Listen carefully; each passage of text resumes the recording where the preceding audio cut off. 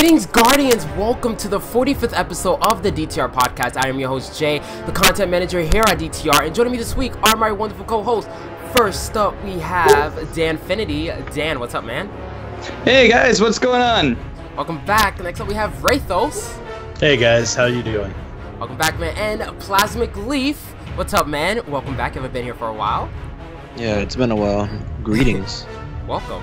Alright, guys. So, J. Rem sadly cannot join us this week, but he will be back next week. Our guests this week are, first up we have Blue Crew. What's up, man? How's it going? From Focus Fire Chat. How are you? Not too much. Not too much. I was trying to run a Lost Sector. Don't do that without sound. It's a bad idea. There's a lot of dark rooms and That's exploding true. barrels. That's true. Next up we have Green, also from Focus Fire Chat. Welcome. Wait, is Green here? Green? Yeah, she said her app is like kicking her out and then letting her back in, but then kicking her back out. Yeah, but I'm here. How's it going? Hey! Welcome. Welcome Thanks. to the show. How are you? I'm good. How are you guys? I'm doing fine, thank you. Alright. So, I know I'm supposed to be wearing a wig this week on the show, but I have not received it yet from Dan. So I'm still waiting on that. I'm just gonna Venmo. I'm gonna Venmo you some cash. Okay. And you're gonna go get it. I'm gonna trust you to pick something that is, well, it's a wig, so it's gonna be full and vivacious. Alright. Has to be colorful though. Nah, Has to be come on, really? It has to be colorful. Maybe like the DTR blue Yeah. or I something. like that. Yeah, DTR blue. Am I able to like order one off of Amazon so I don't have to like go to a store and then they're like, why do you need one? Just don't ask. Like, They're not gonna ask. October's Yeah. right around the corner. They're like, oh, he's just getting ready for Halloween. Yeah, that's right. You're gonna Why be do you want fine. this wig? Capitalism. That's your answer. I like that. All right. So we have a lot to discuss tonight. We have the Nightfall Raid Trials is back and Xur. So before we jump into that, I do have a few announcements to make. So you guys can find us on iTunes, Podbean, and the Google Play Store at Destiny Tracker Podcast. We do record the show every Friday at 8 p.m. Eastern live on twitch.tv/Destiny Track. You guys can support the show by subscribing on iTunes and leaving a review, and make sure to follow us on Podbean. Your feedback is super important for us.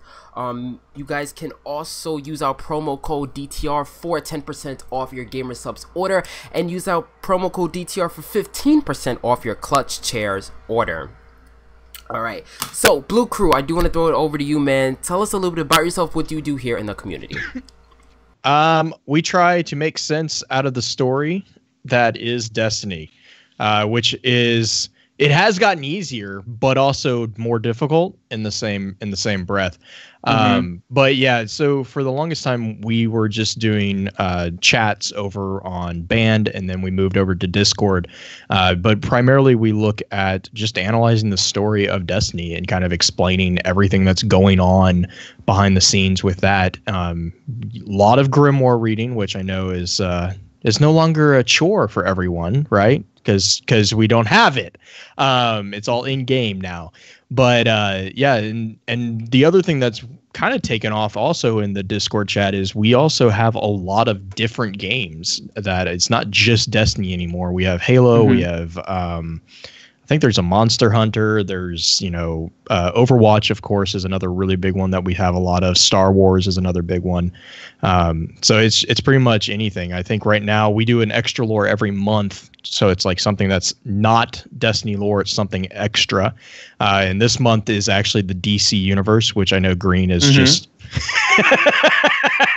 Green is a huge fan of, because she gets to make all the mind maps, or help make the mind maps for that one. It's a bit of a chore, but yeah. So that's really what it is. It's basically we started out with the idea of being a safe place for everyone, regardless of which community you came from, to kind of come together and have a safe place to really kind of ask the questions. Because a lot of times what we hear from people who are not familiar with the story is, I don't know where to start, or I don't want to sound like, I don't want to sound like an idiot. I'm afraid to ask these things.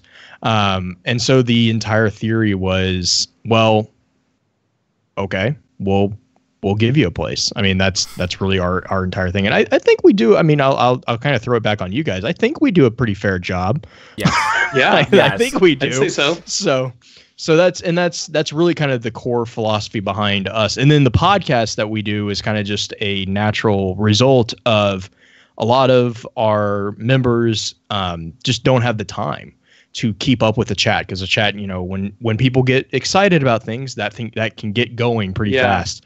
Mm-hmm. So the podcast actually came out of the request for us to kind of do a recap each week. And of course we agreed, not knowing what we were getting ourselves into. And so that's kind of where we just got our 100th episode of the Focus Fire chat. So like the core podcast just had its 100th episode. I think we're actually like on 120 or something. But like it's like 30. It's 130. Is it 130? Okay. Yeah, close to. With we have extra lore, and then we have a behind the scenes piece, which basically is kind of breaking the fourth wall and looking at we had Morla on, who does Eris Morn. The last one that we did was with John Goff, who wrote the story of the Dwindler's Ridge saga. Yeah. Who actually helped write a lot of the grimoire from Destiny 1 and some of the story in Destiny 2 as well. So he was on the last extra lore. We do those like every 3 months, just simply because sometimes those can get kind of like they're tough to schedule, because the individuals that we're scheduling it with obviously are very busy with other things. Just a little, but so that's really where we kind of are right now. And I don't know, did I forget? I'm sure I forgot something. What did I forget? Not really a whole lot this time. Good job. Yes! Yay! Small victory. She's here to keep me honest. So, Green, how did you get into the lore and things like that? It was actually Focus Fire Chat. Blue and Justin and Willie were the original ones who started it. Oh, was it a year? Was it 2 years ago? I think that's about right. I think so. 2 years ago, right? Yeah. It honestly blends all together for me. Right. Yeah. I'm really bad with dates. Yes. No, actually, it was this February of this year. I think. Well, like February of this year was when you jumped on the podcast. Right. But I started listening to you guys prior to that. Yeah. Yeah. I think so. Yeah. I started listening probably when you guys did the Osiris episode. Again. Which one? Yeah. Only done 100 of them. Oh. I do want to say, I try to be funny. Like, after listening to you guys talk about Osiris, like, that's how I really fell in love with the lore in this game. I like Osiris. I cannot wait to meet him in the next expansion. Hopefully we get to meet him. I really hope so. Jay, Blue, how you feel about Osiris is how Jay feels about Lysander. Oh my god. So there's usually at least one mention show. Well, that's because I'm just not going to go that. No, don't. Although there was a new mention of Lysander. Are you serious? Yeah. Oh, great. Here we go. Do it. All right. There's a mention of him in the new tower. If you go hunting around for some of the scannables there, I think it's from one of those. But I remember hearing about him in the tower. Oh my gosh. Like, I really wanted him in the base game of D2, or like I really wanted to see that character in the game. Like, I had a lot of speculation about that. He was buried underneath the tower that we dropped on him. Sometimes you can still hear his heart. Yeah. Oh, no. Yeah. Okay. So Green, since you are running the DC talk this month, have you read the new Mr. Miracle, the past 2 issues? I have not. And this is something that I put up front with the DC talk. I know my DC knowledge comes from Wonder Woman. Okay. And in a different podcast. So, I mean, I really don't have a lot of extra cash to be able to spend on a bunch of comics. I literally I will buy Wonder Woman and then I listen to things and steal from other podcasts. There's a really good one out there called Geek History Lesson that I get a lot of my background knowledge on. But Mystery Men, I have not done any reading on, so I'm kind of excited to hear your takes on it. Like, I know who they are, but no, it's Mr. Miracle. I'll send you screen grabs. You need to read it. Okay, it's so good. And Blue. Yes. So this isn't gonna hurt, I swear. Right. Lies, you and your throne of lies. In under a minute, can you convince me that my headcanon is wrong and Osiris isn't going to become the new speaker? That it's not the case? Yeah. Yeah. No. Okay. There you go. Like, you did it. You completed the answer. It's like it's one of the possibilities. So no, that's the problem with it. It's a viable possibility. I honestly think he will become the next speaker. It depends on whether or not he can get out of the Vex network. Right. Well, and it also depends on what happens with. Okay, I'll be upfront. I haven't finished the campaign yet because work. Yay. Okay. So no, don't sigh at me. I've been trying. I beat the Thermos guy. Okay, are you on PS4 or Xbox? I'm on Xbox. He's on Xbox. Oh, so he's on the right console. He's on the right console. Yeah, he's on the right console. But I think he will become the next speaker because there was a leak about the new Curse of Osiris, and it did say that Osiris was going to be a vendor. So I can't. I see him as a person who. It's kind of, and I'm Green. Correct me here if I'm wrong because I don't know this series, but it's kind of like Game of Thrones, where he's kind of like he's got a play. He can make a play for it, but like. It's also, you're also making the assumption that first off, he wants it. Right. Yeah. Which, I mean, like if you read, and the other thing is like the way they're presenting the DLC, like, you know, I'll be honest, I'm not afraid of spoilers. So I'm pretty familiar with most of it. And I'm going to try to not ruin it forever, but it's even gotten to the point now where it's in question whether or not he's in support of us.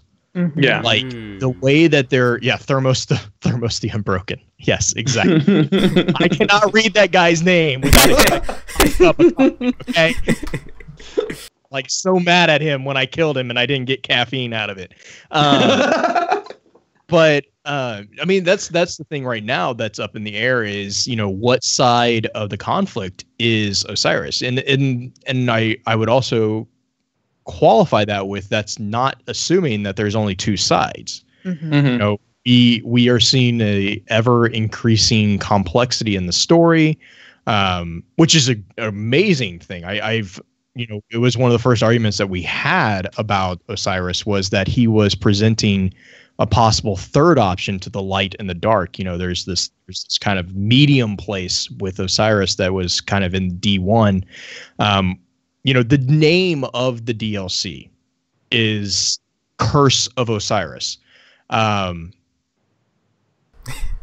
You get into the mythology of it because right. I mean, which is a huge thing too. I swear, if they don't name his ghost, I says I'm gonna be so.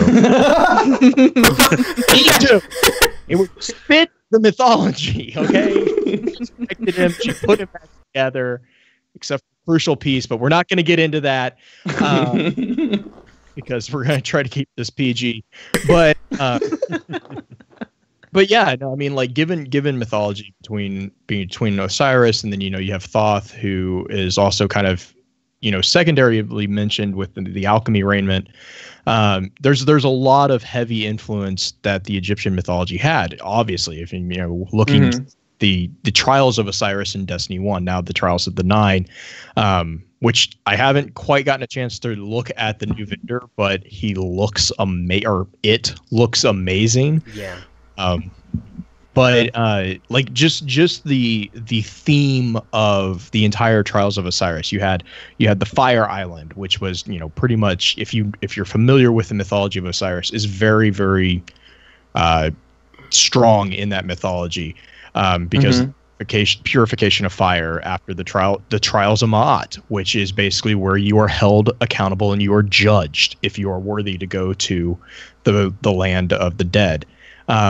The entire concept and the entire process of the Trials of Osiris was very, very heavily, you know, a nod. It kind of seemed like, and I can't say for certain, but it seemed like it was a nod to the mythology of Osiris. So that following that story arc, Curse of Osiris, I mean, if you know what happened to Osiris, you kind of can, depending on where we are in the mythological cycle with him, he could be torn apart.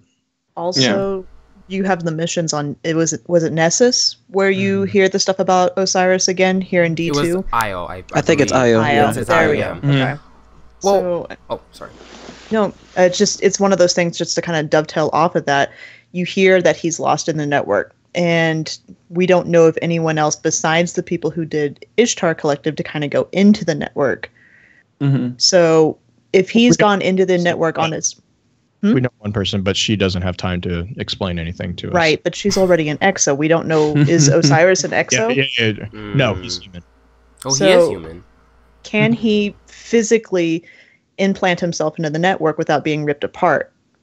I know we teleport without being ripped apart, but he's literally in the network. He's not in any A point, B point, because when we teleport, we go from point A to point B very, very quickly. He's within that in-between zone of A and B. So can he be in there without being ripped apart?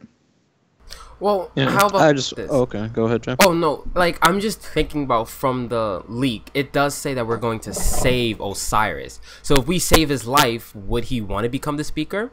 Because it says we're going to save him from the Vex. That's where I was going to lead into, if I may interject. I was going to say, we're so consumed with the idea, and that, sorry, I have to play I have to kind of footsie my way around this because someone's in the room who has not finished the campaign yet. So, you guys, I'll be referring to things. I'll be referring to things. But you guys know what I'm talking about. So, we're assuming that he needs to come into this role, but our ghost said, once we scan that room, do we even need one? That's the thing. Right. The speaker... Oh, well, there we go. Well, I just we said already... the words in D1. Anyway, we're assuming that he needs to be in that role, but he doesn't really. Our ghost even says it after we get through scanning the room. Do we even need one? The role that the speaker played in Destiny 1 was bare minimum. You know, he was there when our ghost was resurrected for the first time. Boom, that was cool. We talked to him. He was like, yeah, there's this darkness thing. And, you know, we need to go carry out a few missions. And that was about it. Then he was silent for 3 years. And there was that one cutscene where he was with Gol and he was like, yeah, I speak for the Traveler, but I never said he spoke to me. So the whole concept of a speaker for the Traveler seems to be flawed. And that might be what Osiris discovered when he was then exiled from the tower. We don't know if it was on good terms. We don't know if the speaker told him to leave. We don't know if Osiris left. Bottom line is he left. He might have discovered that and been like, well, this is a hoax. You know, why is there a speaker at all? So, you know, that might be... We do know from some of Brother Vance's comments, and I think Sister Fiora, I believe, was the other one, that they left bitter. They went, I think the quote is they entered the room as master and apprentice and left the bitterest of rivals. Not necessarily, I don't think it was enemies. I think it was rivals. But like basically, and the thing about Osiris was like from the Destiny, and this is all based in Destiny 1 Grimoire, which, you know, again, I'm going to actually be talking about this on Focus Fire tonight. If you look at Destiny 1 as, you know, they keep saying as an episode 0, that is, you're skirting thin ice. It's not necessarily a bad thing at all. But it does present some potential issues, namely the soft retcons that sometimes happen out of episode 0s. Like there's sometimes those. So some of the smaller details in the lore might get tweaked And this is potentially one of them. But the thing that was presented in Destiny 1 was that Osiris was a human warlock who had absolutely zero patience for obfuscation. So like he could not stand people not being transparent with other people. And so then you kind of lead into this understanding of there was a issue between him and the speaker. And it kind of is implied that it was a secret that he uncovered. And we don't know what it was. It's kind of like Fellwinter's Lie. We don't know what it was. Now, well, in Destiny 2, we kind of have found out what Fellwinter's Lie was, or supposedly is. But with that, we just know that there was this thing that just caused a lot of contention between him and the speaker. And remember that Osiris was basically brought in when he was brought into the circle, if you will, of the consensus and that entire, political body. He was brought in on the word of Saint 14 and was brought to Vanguard commanders. So he basically was the head of the Vanguard. I mean, he rose extremely quickly in power. Yeah. We're kind of joking about Lysander and the Concordat. That was a problem that they had with him. They had a lot of problem with the entire presentation of the Guardians. It feels like we don't really know the entire history there, but we do know that the Concordat had a huge problem with Osiris. Now we don't know if it was because it was Osiris or if it was because he was the figurehead of the Guardians. There's a lot of wiggle room there, depending on which side of the political campaign you want to go with. But we do know that the Concordat had a giant smear campaign against Osiris. Yeah. And the thing there is, so that is all to set it up that the speaker had him chosen basically to be his right-hand man.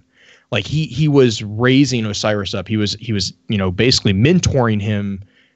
We don't know. I mean, it kind of seems like it's mentoring him to replace him, but we don't know. We don't know what's going on.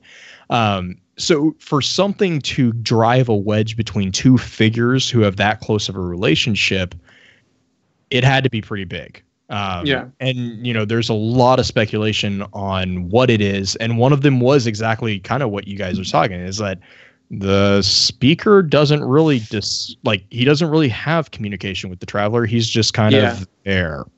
And again, Osiris has a problem with obfuscation. So that's a big thing to hide. The person that you claim you're talking for doesn't actually talk to you. Yeah. That's a little bit of a something that might be important for people to know. So you're saying the flying space machine isn't psychic? It isn't psychically telling me things? Shh. Well, oh no. It's like, what about the vision? Oh Lord. Well, and I mean, but again, the other thing is like with a lot of Destiny 1, hopefully as we uncover more of these like small little pieces, I know was it Destinypedia has all the ghosts, right? They just published or just put that over on the Destiny 4 subreddit. I think they're working with Ishtar to get them kind of coordinated with that. But like, so we're starting to get our hands around the information that's not necessarily in the database, which is great. And so we're starting to kind of get, as we get more of that available to everyone, that's where you start getting everyone kind of chipping in and, kind of bringing up different interpretations. And that's really where a lot of the fuller picture comes from is if I say, if I say a quote, and this is the cool thing about the flavor text for, Destiny. Rhino does his weekly lore cards, and they're amazing because it kind of presents, he presents an item and then he kind of shows the historical, significance and the historical maybe inspirations behind that item. And so the cool thing about it is like we will throw topics out right into the Focus Fire Chat, and watching the community just kind of disseminate that information and interpret that information, it makes it really cool because the more people we get involved in the conversation, the more accurate of the picture it is. And that's what makes it really fun, is that, and that's also what makes it frustrating with Destiny, is because a lot of it is kind of interpretation. And, you know, there's been times when we have theories that have gotten proven wrong, but I mean, that's we try to present them as theories. Like we try to always state we don't have 100% proof on this one, but this one kind of seems like where it's going. Right. Yeah. Like green alpha lupi. Oh Lord. So Green, I do have a question for you. You completed the campaign, right? Yep. So is it possible that Savathun is taking control of the Taken now? And we may have another Hive DLC, which I hate to say. I think it's entirely possible and highly, highly likely at this point. Yeah. Because you guys played through the Strike, right? Savathun's song, and there's another adventure on Isle that talks about Savathun, like something's trying to come through. Right. There's a ghost scan. There's also the quest. It's a quest line where you actually see that they're trying to take the Vex. Oh. But they don't quite have the right power for it. Oh, so yeah. They do like the bubble over the Vex, like your shield bubble. Yeah. And they paralyze them. And the Taken are in there, and it seems like they're trying to take it. Now, I haven't finished that one yet, but I think on that quest line and in those missions, it states that the Vex are willingly being taken. If I'm not mistaken, I could be totally wrong, but I think when I was playing through it, I was hearing the Vex are willingly sacrificing themselves to try and integrate into this power to try and take it over from the inside, almost like a computer virus. Well, on top of that, we have what is it, Kuria coming back? Yeah. Who's that? I mean, she was okay. So you have Oryx, and then Crota, formed. and Crota, dumb Crota. He cut a hole in the throne world, and so when he cut a hole in it, he let the Vex into our world, and one of the main. Uh-oh. What was her full title? Do you remember, Blue? Coria, Blade Transform. Blade Transform. Well, there's one of the missions on Io where you deal with some of her minions. Oh. So it's like, okay, we know she's around. She could be a bad guy. Well, she was given to Savathun. That too. What? There's a connection there. Yeah. There's Coria was given to Savathun because there was a really funny exchange in the Books of Sorrow where Oryx gives Savathun Coria, and Savathun's immediate response is it going to explode? Like, is it gonna try Are you giving me a bomb? Yes. It's just like. So, I know this is like going like deep into the lore, but why is it like significant that Savathun is like? Why is Savathun coming for us? I thought she hated Oryx. Not hated, but like it wasn't a good relationship between them. Okay, so this kind of goes back to you have to understand that from a Hive's like kind of looking at it from a different perspective. Base paradigm. Okay, so Hive don't have the same concept of, I guess, family that we as human, and this is something that Seth Dickinson really, was really kind of big on, was that it's not human. The entire point of the Hive was that it wasn't human. Right. And so their concept of a family was that, with the Ascendant Hive, they can't die. And so, but what happened was when they started to kill each other, and you kind of get this in the Books of Sorrow quite a bit, there's this repeated reference to by killing each other, they show their love. And that kind of ties back into the concept of the sword logic, and the basically the understanding that as they die repeatedly, they are learning more. They learn through death. They learn how to control reality, if you would. And so it's a weird relationship because the three siblings, Oryx, Savathun, and then Xivu Arath, they each kind of had a focus on a different sphere. And so Oryx was what was often called the navigator. That was the individual who had the sphere of like wanting to learn and wanting to explore and find new ways. Savathun was trickery, and then Xivu Arath was flat out war. And so there is some nods to Xivu Arath kind of slightly in the new raid.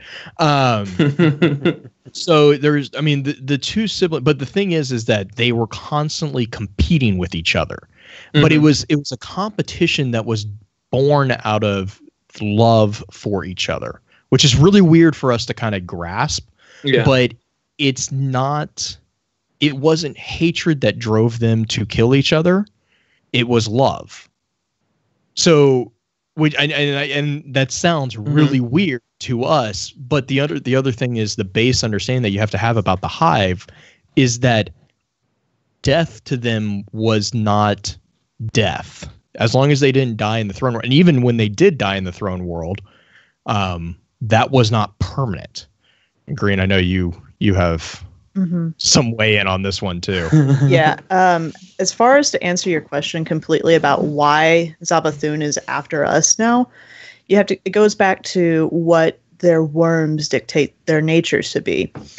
And with Oryx, his was to constantly navigate and learn and absorb and conquer type thing. Savathun, because we beat Oryx, we outsmarted Oryx. So now we are the new target because we are the top of the line because we are the smartest now. So it's time for her to come after us because that's her nature. In order for her to feed her own worm, she comes after the smartest one. For the longest time, it was Oryx. Now that we beat Oryx, we're the new target. Yes. There's so much more. I love guys. Can you just do a podcast right now? Yeah. we will give us about 2 hours. And oh man, I'm ready to scrap everything. Just like let's just talk lore. But so we're going to continue this lore talk throughout the show, but let's talk about the Nightfall. So did you guys do the Nightfall this week or have completed the Nightfall in D2 yet? Rathos, I know you have. Dan, how about you, man? All right. Plasmic. Oh, I think Plasmic's AFK. Green, no. Blue. Nope. Oh, Blue, you didn't even finish the campaign, man. I'm getting there. I'm level 18. Okay, you're almost there. Woo! Almost there. I did complete the Nightfall again. I'm not a fan of the time warp rings. I like the time warp killings better. I don't know, man. I don't know. You can kill everything and then jump through the rings. That's I like the rings more. Really? Because the payout for the time killings wasn't worth it unless if you're using something super powerful. Like every red bar will give you 1 second. That's great.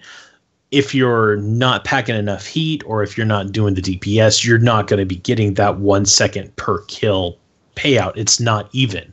It could take, you'll have a group of, let's say, war beasts. You got 6 of them on you. You're going to kill one and the rest are going to wreck you. And then that's just taking away your time. You earned 1 second for those 6. That payout's not worth it. Whereas you jump through a ring, you get 30 seconds. There's, 20 guys there, but you get multiple rings. So you get like 6 or whatever. That's several minutes. Yeah. And that covers the amount of time that you get for killing everything. So that is a more balanced payout. I think obviously, with the lieutenants and the majors or ultras, they give a few more seconds, but you're wasting still more time in killing those guys than you're getting back. This week was your Rat King week. Yes, for sure. You're going to have the time to do it if you jump through all the rings. I didn't like the rings because it didn't travel all the way to the main boss fight. It stopped at the drill, which you should have enough time to kill the boss. But I don't know. I just like the killing better. I didn't like jumping through the rings. And sometimes you heard it here first. And sometimes Jay likes the killing better. Where you can jump through the ring, and sometimes it doesn't give you the time. Have you guys noticed that? No. No. I had not noticed that. Yeah. Never had that issue. Really? Oh, it's Xbox then. Nah. I'm kidding. But yeah, I don't know. It's probably my internet. Hi. But that's Nightfall for this week. This week's Flashpoint is on Nessus. I did complete it. Did you guys complete it? Yes. Yeah, nice. Oh wow, you guys just did everything. I've done everything that can be done in Destiny 2 has been done on my main character. I have no regional chests. I have no unexplored lost sectors. I have no nothing. My guy is done aside from beat the raid and go flawless in Trials of the Night. Yeah. Oh, so you have completed the raid. I have not. Oh, that's what you said. No. Okay. Aside from that and going flawless, in Trials, everything has been done with my main so far. Right. And he's only sitting at 287. Nice. Only 287. Only. Well, here's the thing. He's been sitting at 285 since last Friday. Just today did I gain those 2 points of power. Wow. Yeah. It's definitely a grind once you like pass 260. It's a hard grind. I'm not really. Oh yeah. Yeah. So let's talk about Xur. He's finally returned. And I say I'm not shocked or surprised. He's still useless for us. For us 1% players, I guess I can say. But wait, isn't there like a super awesome gun that I saw on Reddit all day today? Yes, that was the first. That was my first exotic weapon, and I absolutely love it. So does everybody else. Its perk is every time you deal damage but not kill it, your charge time decreases to the point where you have a semi-automatic fusion rifle. And it's just like... It's good. But the problem is, as soon as you reload, that resets. So you have to get those kills in those last, like, 3 shots, I think, is what you'll have left. But on a boss, it's just great for massive amounts of damage. Mm-hmm. Yeah. It's just that I know Xur is like for like the casual players who don't play a lot, I guess. But it's like I thought Xur would be different. He's only selling exotic. I'm sorry, Blue. I didn't mean it like that. Man. I didn't mean it like that. It's just. I'm sorry. It's okay. He's selling. I just wish I could transfer my. I just really want my space cookies from Destiny 1. He's selling the gear that we get.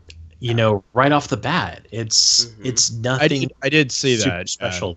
Yeah, it's like, all the armor stuff that you get to pick off right off the way for free.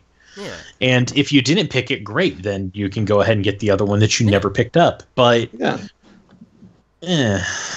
mean, you can get everything from drops too. Right. To be honest, I got the sunshot, and I was like, okay, I'm done until I get Mida. That's cool. Yeah. I don't care about any of the exotics. I was like, I played with the sunshot in beta, and that was like pretty much Green knows this. That was pretty much the only part of beta that I had love fun the with. Risk Runner in beta.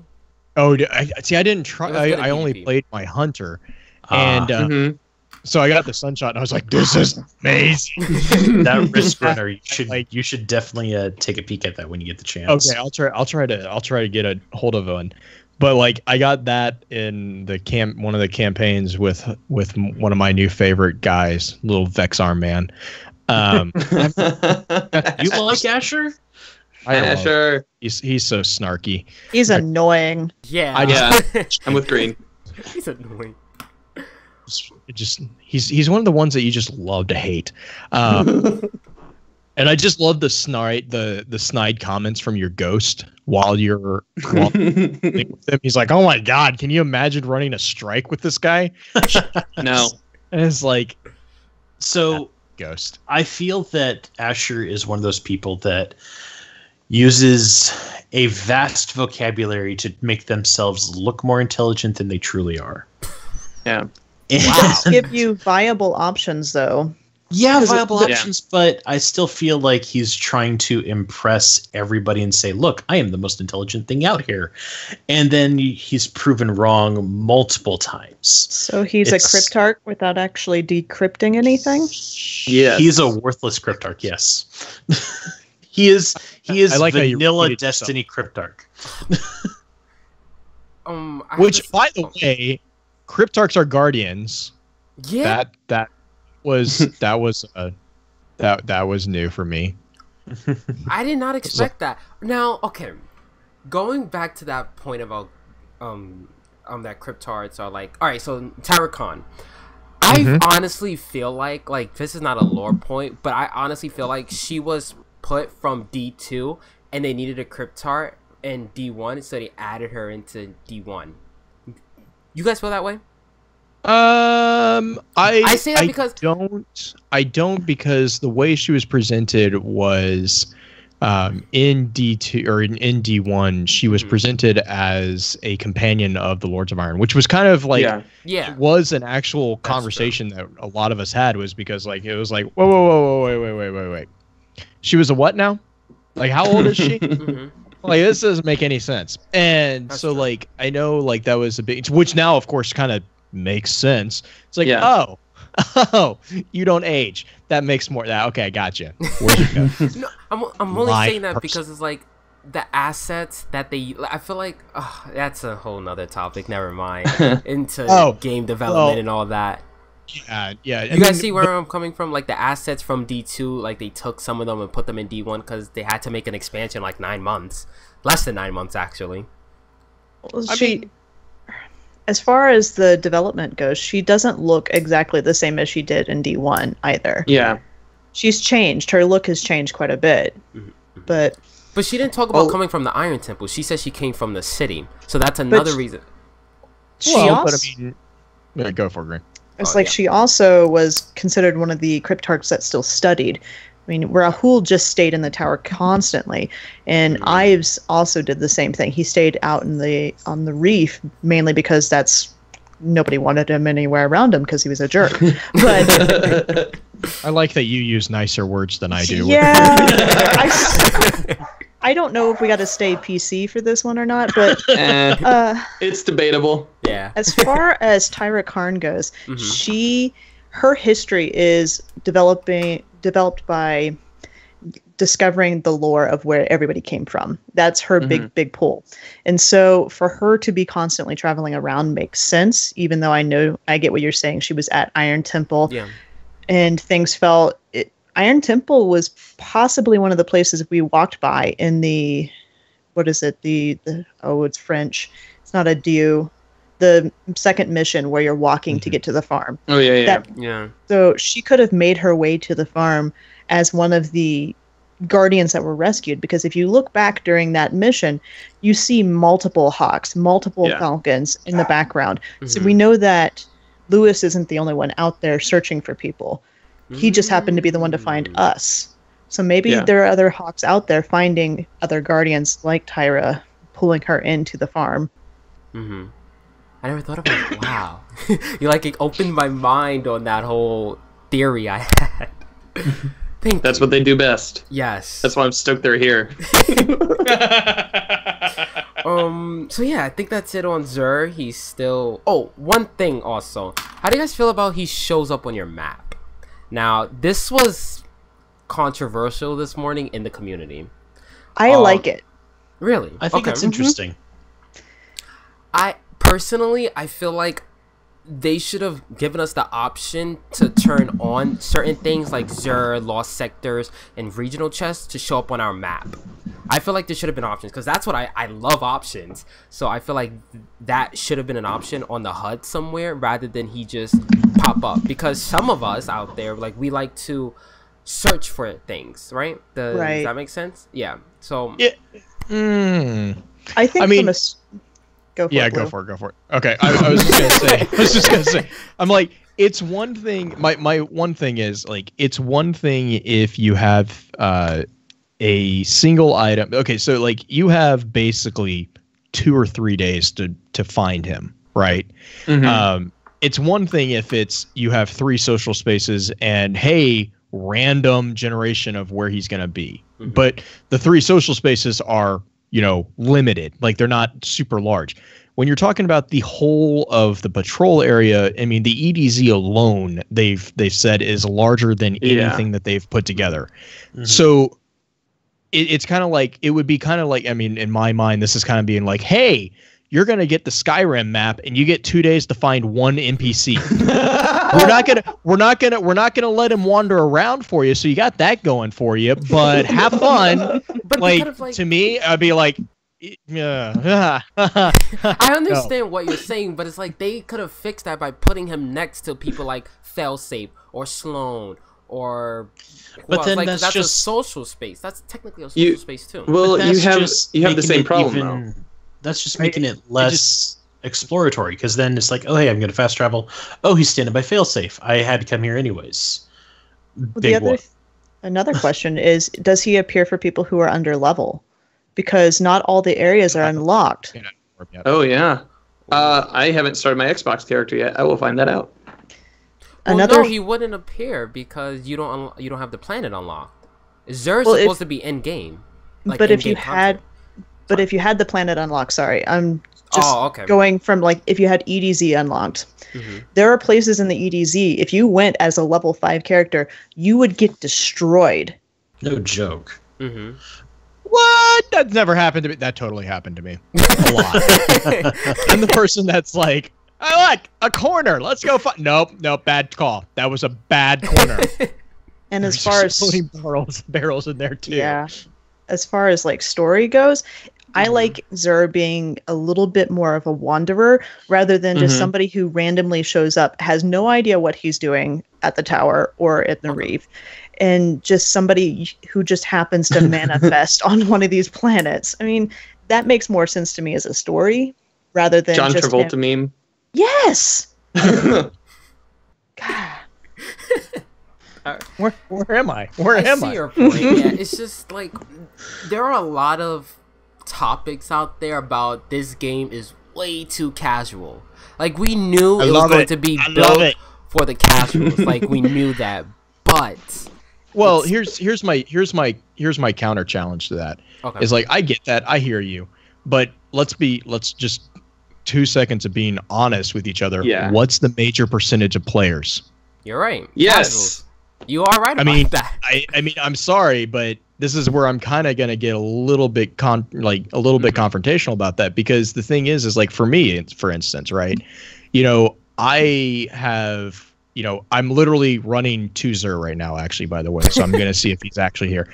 But like, I mean, you guys, you know, when I was chatting with you about even being able to show up, I don't have the free time that a lot of people who do content creation, who do, you know, who we interact with, even us, who we interact with on a regular basis, I don't have the time. Like, and that's not me like being woe is me. I'm just saying, you know, I have a very demanding job. I have a full family. I have a 4-year-old that, and to be honest, my priority is going to be my family. Yeah. Yeah. And you know, and it, to me, it kind of is like, if my choice is, and this is going from a business perspective here, if you're going to tell me that the choice is my family or my job or a video game, guess what? There you go.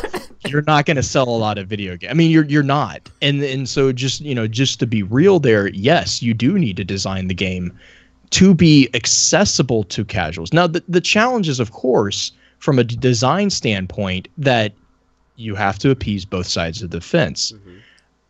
But you gotta be careful there, because just because the casual population is not the one that you hear most from doesn't mean that the casual population isn't present and isn't actually driving a lot of things. They speak with their wallets a lot louder than and yes, Xur is here. I found Squid Face. But he's like up on a random tree. Yeah. But like my point there is that I am 100% behind them designing the game the way they designed it, because at the same time, like, I mean, great, you know, you were saying earlier, I can't remember which one, but you already are completely done with your main character, right? Yeah. Whereas I'm like, I haven't even finished the campaign, you know, and the, you know, let's just put it in perspective, you know, I'm probably average on that. Like there was a lot of people who the raid dropped this weekend, and you know, there's a lot of people who are like, all right, we're ready. You know, I've seen a lot of contention about the raid. Like, and I get it. I really do. I get it. I hear both sides of this. But from a business standpoint, Bungie's going to side with the side that has the biggest amount of wallet. You know, like that's where, just to be blunt, that's what's allowing them to make the game that we love. So we need them to do that. We need them to gauge that decision. And I understand that is a contingent, and giving constructive feedback. You know, this is something that we say in Focus Fire all the time. Constructive criticism, amazing. Keep giving it. Always give it. But be realistic. Be realistic in the sense that, you know, from a business standpoint, they're a business. They have to keep the lights on at the end of the day. I can play devil's advocate a little bit for it, because I did see a tweet go out earlier from Triple Wreck, which, granted, he's not shy about saying things that make a lot of the community pretty mad. He sent out a tweet saying, sorry if this sounds elitist, but some extra loot for being in a clan is neat, but getting end game gear without earning it yourself is dumb. Now, that being said, the gear that you get is still light level 10. You're not getting high level 300 gear for being in the clan. But I also see his perspective on, you're getting free loot just because you're part of the community. I have mixed feelings about it. Your free loot is probably as worthless in some respects as some of the stuff that we got in D1 that was like level 10. But I see both sides. I kind of like, I'm more casual, just like Blue is. I play in the evenings and on weekends, and that's all I get. I don't have time during the day to play because I have a 40-hour-a-week job. So for me to be able to say, hey, my clan's already ran Nightfall, they've done the raid, they've done all this, and I get a little bit, I feel like I didn't necessarily earn it, but I'm grateful that I'm getting some sort of reward to help hook me back into the normal gameplay. No, I also think that it's like, so you run a raid with 6 people in your clan, and like your clan gets a bit of loot that, if they weren't interested in the raid at all, might give them a leg up in an entryway into that activity for being in your group. They might reach out to you and say, hey, we want to actually run this, and hey, I can kill Cabal a little bit faster. That's awesome. That's a really cool thing. And Log Power Slave, like, I've seen a few people, like, I've seen a lot of people complain about it, but very few people come up with actual alternatives to for, like, what could be given. Like, Swoley I saw Swoley post about powerful Ingrams. Like, maybe your clan gets powerful Ingrams to help increase their light level to continue the fight. Or like Log Power Slave talking about, you know, it's not adept gear. I think that would be worse, though. And we don't know we don't know if there's going to be a hard level raid. We don't know if there's going to be higher elite type items that are going to come out of it. We just have the base items right now. And I get where people are upset about it, but I think if we got engrams that would pop at a higher level for us, would be worse than what we're getting with just the raid gear with the perks. Well, how about this? Let the clan leader have an option to turn on and off the loot that your clan gets for completing a raid or trials. As a clan leader, no. You don't think that should happen? Man. No. Jeez, you're going to get people crucified. Yeah. Like that. I mean, look, okay, so like it's one thing, it's one thing where if you have a model like World of Warcraft, right, where if you get a loot table, and this is me going off of my understanding, which I've never allowed myself to play World of Warcraft because I wouldn't be here. I'd probably be dead of starvation. Like I just know myself that well. And so like, but like my understanding is that when you do a raid in World of Warcraft, and I'm sure someone will correct me if I'm wrong here, but you get gear from that raid, and then it goes into a pool, and then the clan leader basically allots out to the people who were in the raid that gear. Now that's one thing, but the entire thing is, you also have to remember with Destiny 2 that again, they are trying to promote the community. They're trying to promote clans. They're trying to push people to, I mean, guided games, guys. That's the big thing. You know, they're making it all about making it a community game. So in my response to kind of here, or my response to this is, you know, if you're that pissed off about it, I can hear that. Okay, don't join a clan.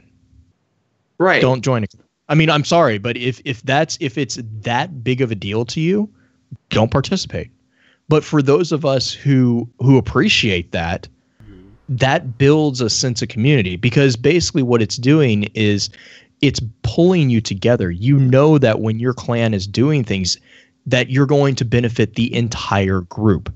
It's again, that community. It's helping solidify that community. And I can see the argument against it, but at the same time, I'm like, to me, it's like, if it's not like the best gear ever, okay, yay, you got a couple extra gunsmith materials. I mean, ultimately, that's what you're going to get. If it's not, you know, I don't know. I'm not that bent out of shape about it, obviously. Here's another thing to throw it back. Just to kind of go back to your point, throw it back on you. Why not have the clan leader of your clan be very specific, like, you have to do this, this, and this week, and if you don't, you're going to be kicked from the clan because you're not contributing, and therefore you're earning free loot. I mean, that gets into a lot of... But I can see that being a more viable option. But I mean, if you just are being upfront, I mean, the thing is you have to be upfront. Like, if I say that you have to participate in at least, you know, and, you know, to me, whatever. But I mean, like, if you're saying at the beginning, when people start joining your clan, you know, say if you have, you know, 1,000 people knocking down your door to the point that you are actually able to be this judgmental to people, say at the beginning, hey, our clan is all about building community. Our clan is all about being active with each other and being part of this family. You know, I mean, it's a small clan system. We all know this. Everyone's complained until they're blue in the face about the small clan system. But that's a good thing, because what that means is that I can actually, as a clan leader, know within a reasonable doubt that if I get a month of reasonable time, I can theoretically at least communicate with every single person in my clan, and I can know them. I know what's going on. I know what's happening to, you know, so and so in the clan. This person has a, you know, whatever. But the thing is that, okay, if you're that type of person, if you're that, you know, you are very adamant that you only get what you contribute, fine.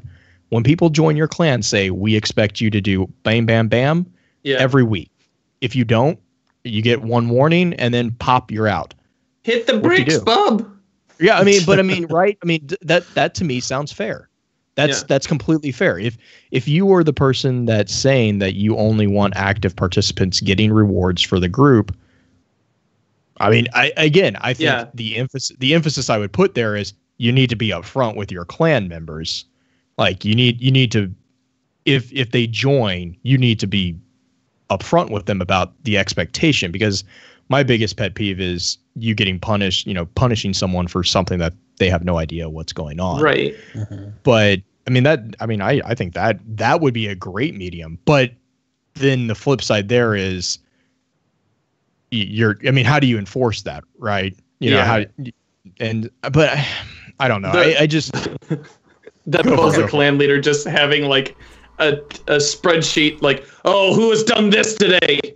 Right. I mean, well, and I guess, I mean, the thing, well, and here's the funny thing is, like, you say that jokingly, we do. Lou, I think Jay has something to say. Go for it. Go for it. I was just going to talk about the trials, because now they are catering that game mode to casual players by not having light level advantages on. And I feel like that is an issue for a lot of streamers. Because do we know that it's gonna be that way every time, or like? Yeah, we don't. Is it just because it's early game? Is it just because it's early game? Like, I mean, right? You know, do you see what I'm saying? Yeah. Because it's the first week, could it just be, hey, this is a chance for you casuals to be able to say that you got to play it, because that's cool. I appreciate that. That's true. But if that is the case, then they need to communicate to us about that, because that's true. Today they literally like I think it was true. an hour before Trials launch. They said, "Oh, Yeah. you must complete the Call to Arms milestone and be power level 260." Like, come on, bro. You should have told us that Thursday. Yeah, or and I think last week or something like that. Yeah, and Gathalion cracked me up with that tweet. But it's like I feel like us 1% players, even though we are mad that the game is casual, we are the most vocal about it. So we're going to bring people in. Like, we are the ones who stream it, like, and have 20,000 views sometimes, or just a lot of views on Twitch and on YouTube. So we are the ones that's going to bring people into the game. Like, content creators are going to sell your game. Right, but here's what I'm going to say to that. Okay. I've never finished a Trials of Osiris card. Because I get in there and I'm not a 1%er. I know that. I know that I don't have the skills to be a 1%er at this time. So I don't want to play Trials of Osiris ever, or Trials of the Nine. I have no desire at this point to jump in there because I know I'm going to get my face wrecked, because I'm going to get constantly aligned with people who play that are 1%ers. And so there's no way that I can even learn to get better at that game type unless I play something like Skirmish, which is also toxic half the time. Yeah. Like, another thing is, like, a lot of content creators are like not really sure how the skill-based matchmaking works in Trials. I heard a lot of issues around that today. Like Bungie is doing a good job at communicating to us, but then they're also doing a bad job at communicating to us. Like, there's just some things that they need to tell us, such as what is skill-based matchmaking like in Trials, or why did you just tell us we had to do this, this, and this in like an hour before Trials launched? Like, I'm like 50-50 on this game still. I love it. I will always continue to play it, but then there is just certain quality of life changes that I'm pretty upset about. Well, and the thing with quality of life changes is they're exactly that. They're going to That's true. They're going to change. I mean, here's the thing is I would caution people to be realistic. The game pretty much just launched. Yes. They're kind of overloaded. So I hear you. I hear this is the same thing that I would say to, people in my job is I hear that. And that's true. You have a 100% accurate response to this. And it's a very, very good point. But at the same time, put yourself in their shoes. They're launching a massive game. What's going to be more important? Making sure that the game stays on and that the servers are actually functioning as they need to, or sending out a tweet? And I mean, it sounds silly, but I mean, really, think about that. Yeah. And there's only they are people. They are only human. They are trying their best that they can. And the thing is like, if you look at their track record, Bungie is, regardless of what you really feel about Bungie, they are extremely focused on their community. They're extremely aware of what is going on in their community. Their community managers are amazing, kind of bar none amazing. So for me, I hold that track record up against this one instance. And it's like, everyone's allowed to make mistakes. And that's the thing is, we're all human. And the thing is for me, at least, this is just me, is as long as it doesn't become the new norm, it's a misstep. And I understand frustration. I get it. But coming from the profession that I come from, we are faced with situations that are similar. I am not a game developer. I'm not a game designer, but we do manage projects, and our projects are, financial acquisitions and stuff like that. I mean, database transfers are immense. So to me, the fact that, yes, we and I've had this situation happen for me, is, yes, I forgot to notify you that something was going live today. I am sorry. But it is what it is. It went live. Like that's the important thing, right? Yeah. Is it's live. It's working. I'm sorry that I forgot to tell you that it was working, but it if you hit the button, it actually turns on. It's I mean, like in the scope of all the things, I'm like, I think I can get away just a little bit here. Yeah. I get a little bit of credit. And I kind of feel like that's kind of applied to Bungie here, is that you were talking about a game that has social spaces beyond anything. I mean, supposedly they have spent an immense amount of time. I mean, well, they've spent an immense amount of time, but I mean, like the past of this development has been extremely over, right? Mm-hmm. I just, to me, that's like hold the history against the instance. It's like I feel like I have to be vocal, and we have to be vocal about this because we don't want the game to go downhill. Oh no, and again, totally hear you. And again, I go back to my constructive criticism. Yeah, raise your hand, say, hey guys, let's not. Can we not do that again? Yeah. But and this is kind of more of more against Twitter than anything, is people on the internet. It's hard to gauge what is actually constructive criticism and then excuse me here, but just bitching. And I'm not saying that that's what's happening, but it's very easy to slide into a mode of let's beat the dead horse on Twitter, because everyone's like, I'm gonna retweet, and it's like, we get it, we got the message. Like but and so that's where I would caution people is, for me, voice your opinion, voice your disappointment, but I would also say, hey, do it constructively, and then move on. Hang on, I'm getting raided by a 4-year-old. It's like one thing that JRAM always says, and I'm starting to tell people this: if you're going to criticize something, provide a solution to it. Tell them how they can change this or do this. Aww. Hi. There you go. Hi, buddy. Aww. Can you say good night? There you go. Good night. Good night. That's adorable. That's the cutest moment we've had on the podcast. Yeah. But it's like, if you're going to criticize something, just provide a solution. Tell them how they can do it differently. Exactly. Like that's all I say. Like, just don't tell them, hey, this is bad, and just say it's bad. Like, say why it's bad and provide a solution to it. Right. Exactly. Yeah. Yeah. There was a lot of the former. I've seen a lot of content creators who are just complaining but not providing a solution to it. Yeah, JRAM, I love him, and he goes the way of the whole, I want to hear you out, and I want to hear your complaints. Tell me why you're complaining about it. Yes. Back it up. And I love that about his thought process, because it's true. It's like, give me the reasons. Don't just complain to complain. Don't just complain because others are complaining.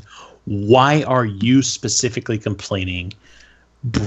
Back yourself up. Yep. He's a mathematics professor. You got to show your work. Yeah. He's great. See him in chat. Yeah. Love you, JRAM. But yeah, that's wow. And this game sucks. Yeah, because that's just beating the dead horse. That's going to bring other people down. That's going to make them depressed and upset. Yeah. I'm just going to be like, great, now we're making a subpar product. Whereas I don't like this because of these reasons. Here's maybe a way they could have fixed it. And they're like, you know what? He's got a good idea. Maybe we can test that out in our service or whatever. And, and at that point, that's where I don't know if that's going to be what they exactly do, but that's the constructive criticism that we need to see. Not just, I'm complaining because of bad loot drops. I'm complaining because of this. Here's why I'm complaining about bad loot drops. This is a reason that should be maybe looked into. Show your work, like JRAM just said in chat. Show your work. And like for me, like I said, for the past week, I've been at power level 285, right? For the past week, since last Friday, there has been 0 progression. I've done over 80 public events. I've done over 30 strikes, and all those public events are the heroic ones because that's where you get the tracker for. Not a single exotic has dropped. and I was really getting pissed off, and I stepped back. I'm like, okay, what can I do to change this? Because I know RNG is going to hate me regardless. But then I came across Tesseverus, and I'm like, okay, Eververse, I'm not going to spend any real money right now, but I had some of the, what's that currency called? Bright Dust. Yeah. Yeah. And I was like, okay, what can I do with this? And I saw that she sells that token, the Fireteam Medallion. I'm like, oh, extra XP, no big deal. I'm already level 20. But then I read into it a little bit further, and it says better loot drops. I'm like, okay, so you're telling me that this is a 3 of coins. I never thought about it that way, actually. And it kind of is, because it states that it's increased XP gains and loot for you and members of your fire team. Yeah. So as soon as I cracked one of those, I went into the public heroic event, instant exotic, and I'm just like, why have I been missing this entire freaking time? Someone in chat just said second character too. You might want to look into that as well. I've tried this second character. I've built the second Titan. My second Titan is exactly where my first Titan was, 285, and there was no progress. Well, that's your problem. You have 2 Titans. Yeah. That is. I mean, that's too many. That's my first Titan maxed out at 280. My second Titan, as soon as he hit level 20, got to 280, got his special rewards for endgame content, threw it up to 285. I brought that over to my primary Titan. That's why he got to 285, and he was sitting there. I'm like, okay, do I have to delete this Titan and repeat that process again to reach the And I was really considering that it's like been a full week and I have not seen a single level of progress until today. And I'm like, Fireteam Medallions, I have to live on those now. Yeah.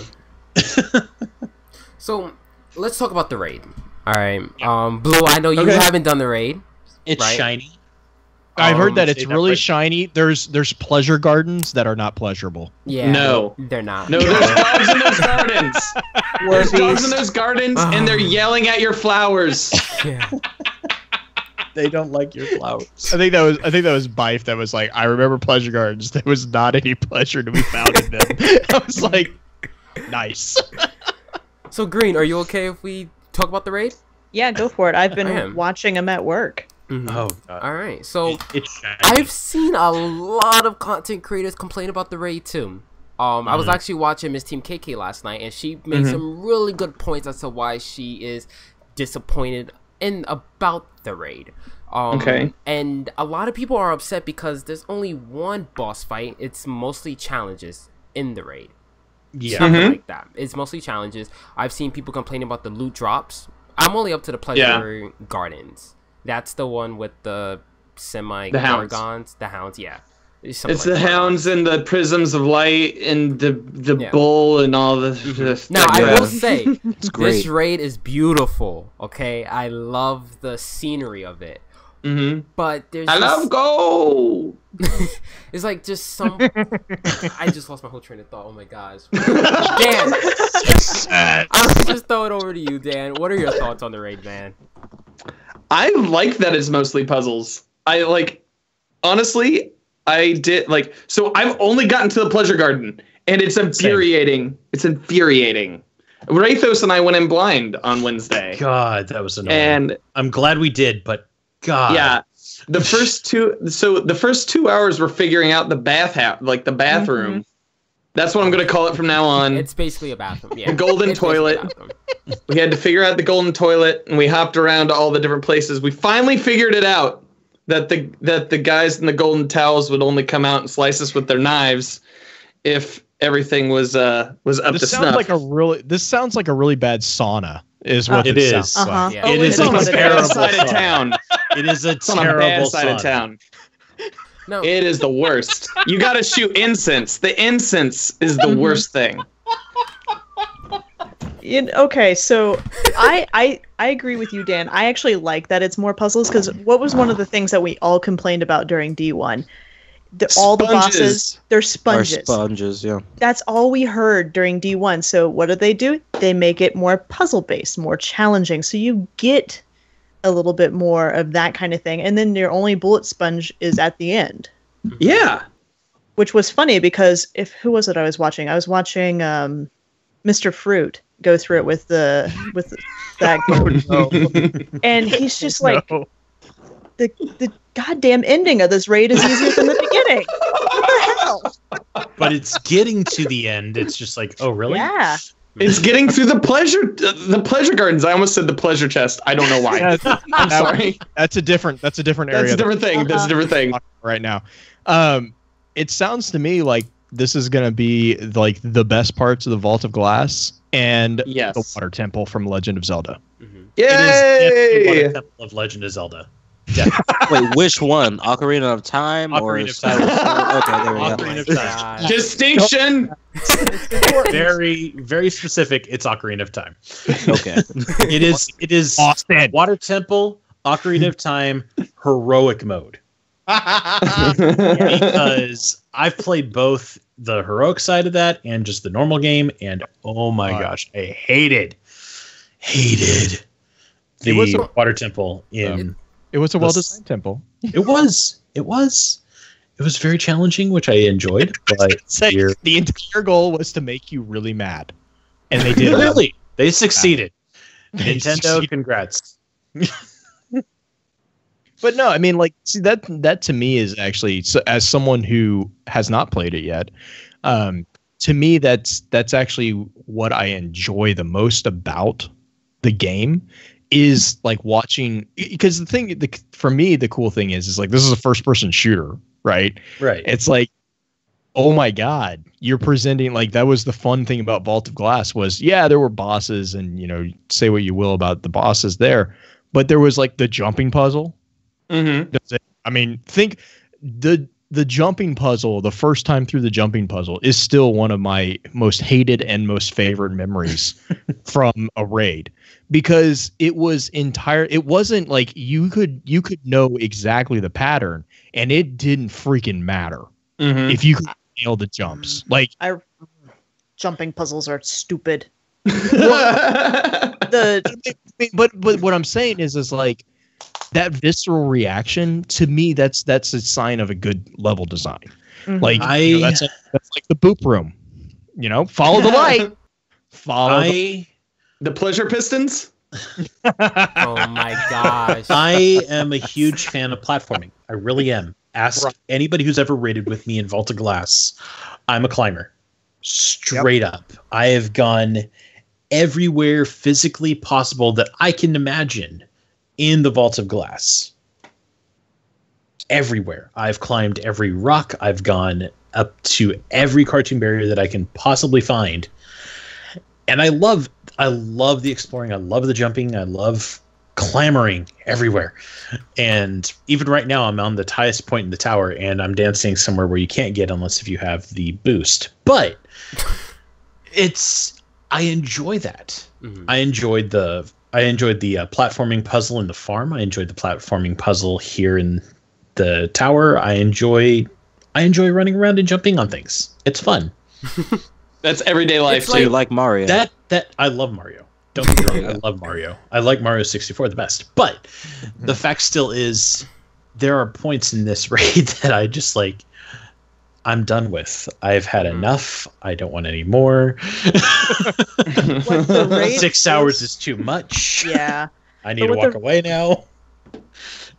The raid definitely feels like a throwback to a lot of all the different like favorite type things. I mean, isn't there one point where you basically play tic-tac-toe? Oh my god, that's amazing. What? Yes. What? We have not reached it, Dan. We have not. Okay. Oh, sorry. I want to play tic-tac-toe. See, I know. Oh, I know what you're talking about. I know what you're talking about. Yeah. Dan, is there Connect 4? We have to beat the pleasure gardens, and then we can play tic-tac-toe. You get to be in a game show, Dan. You gotta do this. Game show. You can do this, Dan. Come on, Dan. You gotta beat the pleasure gardens first, man. You gotta beat it. No, I want to play tic-tac-toe now, please. No, you gotta beat it, Dan. It's like, I'm done. Gotta beat it. Forget beat it. Forget the gardens. All right, I'm gonna find somebody with that checkpoint tonight and just play it. So good news. He wants to play Guardian chess, is what it is. Yes. Harry Potter Wizard's chess. So one thing I do like, and I'm kind of reluctant to say I like it, this raid doesn't have checkpoints. I disagree. It does.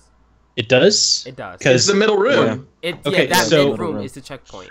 That's a checkpoint, yeah. But if you leave nearly the killed me raid there. and you come back, You just gotta reopen up the door. yeah, you have to reopen door 1, then you have to reopen door 2, then you have to reopen door 3. No. But you don't have to redo the event. No. Right. I'm on door 2 right now, and I'm not in the raid. But if I load back in, I just have to open up door 2 to the Pleasure Gardens, and I'm still at that checkpoint. You almost said pleasure chest. There's a way to skip the bathroom. Yeah, I'm not at the bathroom. There's a way to skip the bathroom even without doing it the first time. Really? Come on, people. The raid's been out for 3 days. There are shortcuts. Are you serious? through- I don't want to know. You just I'm going to basically say- what you do is you go up the golden toilet the wrong way, my and God. it ignores all the people in the golden towels. They don't know Yeah. what's happening, and then Caged Chicken comes in, and Right. Ralph just like wrecks everybody. It's for all you. based on an urban legend from the 70s of New York Exactly. toilets and yeah. An alligator. Yeah, Dan- But exactly. Chicken, not an alligator. Dan Mhm. knows what I'm talking about with the whole tunnel system I'm going to hit. Yes. And Yeah. that you There's can a sewer. use- There is Yeah, a sewer. God, use the that was sewers. completely for the record. That was completely No, I'm made up serious. I'm serious. No. You, Tunnel you use system. the sewers. You use the sewers, and you can skip the bathroom. Straight up skip Just it. like you You don't get- have to do it at you all get- in the raid. Mario, At all. do you get the Mario thing and go up the. Kind of. What? It doesn't make the sound. It doesn't make the sound effects. Yes. Where's my Dude, So phone? it's I not know like it's not like Wrath of the Machine I where I, don't- go in third person, jump through this thing, kind of glide up, and then go into unloaded parts of the map. It's just the No, game's it's- like, hey, it's you can come legit, through here. Hey, welcome to the sewers. How do you want to get there, and can you make it? Because the So sewers. have you done that? Hold on. Have you done this on a character that hasn't run the raid yet? Yes. Okay. Well, then there's that. That's all I needed to know. Where do you Dude. want to go? Past the bathroom. Okay, so yeah. What? Hang on. He's a climber. He knows. I love to explore.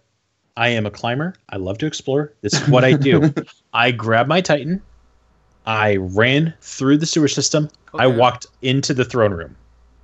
And he's there waiting for you. You got to shoot the little He is cup. not waiting there. There is a door closed. But I've gotten. Oh, okay. All right. hang Come on, on. Hang on, though. You use levers in the sewers to open doors. I have not found which levers I need to pull to open the door to the throne room, but I have walked up to the door that says throne room, and it triggered the next event. I have Okay. been to the door. Okay. I've walked past every single challenge. I've walked past the bathroom, the tic-tac-toe arena, the pleasure gardens. I walked past all of that straight to the throne room. But it did not open because I did not pull the proper levers, and that's what I'm still exploring. Okay. I have a question. Well, Fire. oh, Sure. Yes, go. Who was the lead designer for this raid? Oh my God. I just know the designers. I don't know the lead designer. I know there's like Andrew Hops. I think that's his name. There's someone else named not Sebastian. I forgot his name. But yeah, there's a lot. Because now it's like I can just Crota the new raid, and I don't mean like we can skip past the bridge. I mean like now I can just, hey, you guys want to do the final boss now? You just want to skip everything? Yeah, let's do that. Let's go kill Oryx and then kill his daughters, and then we kill his daughters. We'll kill Golgroth, then we'll go back down and we'll kill Crota. We'll go in the complete opposite chain of events. That's what it feels And- like now. I'm not saying that's confirmed. I'm saying that Yeah. I've reached the throne room and the door hasn't opened because I haven't pulled the correct levers, and I'm not sure that you can go play the raid backwards. But I know for a fact that I've explored all the way through without encountering the 3 previous challenges to the final room. Well, I mean, that's the kind of build of it is like it's a hallway and there's just rooms. And like, I would be more upset if you could get into the room and face the boss. But from what you're saying is you're not able to get in. I haven't Isn't- made it yet. Isn't Well, the they're whole all point of leveraging- the raid, though? The whole point of the raid is to prove yourself worthy to go and meet Kalos. Yeah. Because they're all different challenges, is how he puts them in raid. Like, let me see if you're good enough, or if your light is good enough, kind of thing. Mhm. In Yeah. his very pretentious voice that he does. Mm-hmm. Now, I do have a question about the lore, but before I get into that, how do you guys feel about the raid being challenging? Like, I feel like a lot of content creators are saying it's going to be hard to Sherpa people through the raid. Yeah. It is. That is That's good. great. That's It is good. going to definitely be difficult for Sherping. Mm-hmm. Like, That's fine. more Hands down. difficult than King's Fall. Yeah. It's talking about Sherpaing in general. I think it's going to be more difficult to Sherpa in anything, whether it's Trials of the Nine or the raid. It's end game content, and they're really trying to make it end game content now. Yeah. But they're like also it. trying to make the game casual. So if it's a Certain casual aspects. game, why is the raid so challenging? Because it's in-game content. as You're right, she but just Trials brought is up. It's also not in-game something- content, but it's built for so- the casual player. But it's mostly puzzles. I mean, it doesn't require anyone to have a specific gun to take down a boss. LFG groups won't be flooded with "must have Gallahorn or I'll get angry." Yeah. So like, Black Spindle. yeah, exactly. Like you don't have that. This raid takes that out until you get to the end. I don't know, but like, it's mostly puzzles. Anybody could do it. Anybody could do it. Anybody can do it, but you have to learn how to do it. And that's the same Exactly. thing with like learning Crota, is you could Sherpa somebody through, and not everybody had to run the sword. I Yeah, never exactly. learned how to run the sword because I never still had don't know to. Mhm. I loved running sword actually. Same. Running the sword was very fun. Yeah. I was Your a one rocket dream. guy. I was a rocket man. We appreciated you. You were Thank you were a very strong support in this endeavor. For those about to You rocket, know, we salute you. Yeah. Well, you know the thing is like the thing for Crota was like even that part actually did require a bit of skill because like we had a lot of teams and it was one of those things where like you could Sherpa someone through, but like you had to have a team that at least worked well together. Mhm. And that's the thing that's what I'm hearing on this raid is that you're going to have a team that is good at handling stress. Yes. And I think that's the thing that, again, with like, I mean, this reminds me a lot of Vault of Glass, to be honest. Vault of Glass was, especially at the beginning when everyone was like, what the hell is going on? Especially with the random stuff and figuring out all that other thing, the oracles, all these things that were at first, our first interaction with this type of gameplay for a first-person shooter. Again, first-person shooters are usually pretty linear. Like even when they're open world, it's pretty clear what we're supposed to do. Shoot the big thing. Yeah, it's like the biggest thing on the map is the thing you shoot, and it's usually got a little glowy thing somewhere that you're supposed to shoot. So the idea of like, combining a platformer with the first person shooter, I think I love that idea personally. But I think that, a lot of people are kind of missing that this is almost taking a first person shooter to another level in that it's introducing this new characteristic that a lot of MMO players are going to be familiar with, but first person shooter players, not so much. It requires you to actually think around the problem in a way that doesn't involve blowing things up necessarily. Like the explosion might happen eventually, but it's not because you're shooting it. It's because you're setting up, and Green is right. It's all about communication. Yeah. To me, that is actually a more important thing than saying, like you guys are saying right now, like, oh, you need this certain gun, blah, blah, blah. It's like, no, the point is that you need, and again, going back, Destiny 2 is about what? Community. They're about building a community. This is a good way to promote community growth is being, hey, we're going to give you a Skolas level event, but instead of it being the grinding, annoying pain in the ass that Skolas was, it's going to be a puzzle. And and it's going to be, not just one puzzle, it's going to be different puzzles. And here's the thing is you got to figure it out. Yeah. Granted, you're going to have some stick skill anyway to be able to complete some of the puzzles. Right. 100%. Yeah, 100%. But I think the important thing is that I love the fact that it's an alternative. 'Cause, I mean, you're talking to someone who plays Skyrim. I'm an RPG. person. Those people who are familiar with those games is that sometimes the best way forward in RPGs is not necessarily directly through the wall. Correct. It's around the wall or over, there's alternative paths that you always want to take. One question for you real quick. Yes, my sneak skill is 100.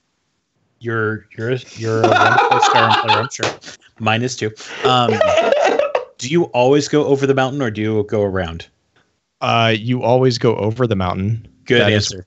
That's the answer I wanted to hear. That is where all the stuff is. Because there's one thing Rathos has said tonight. It's he's a climber.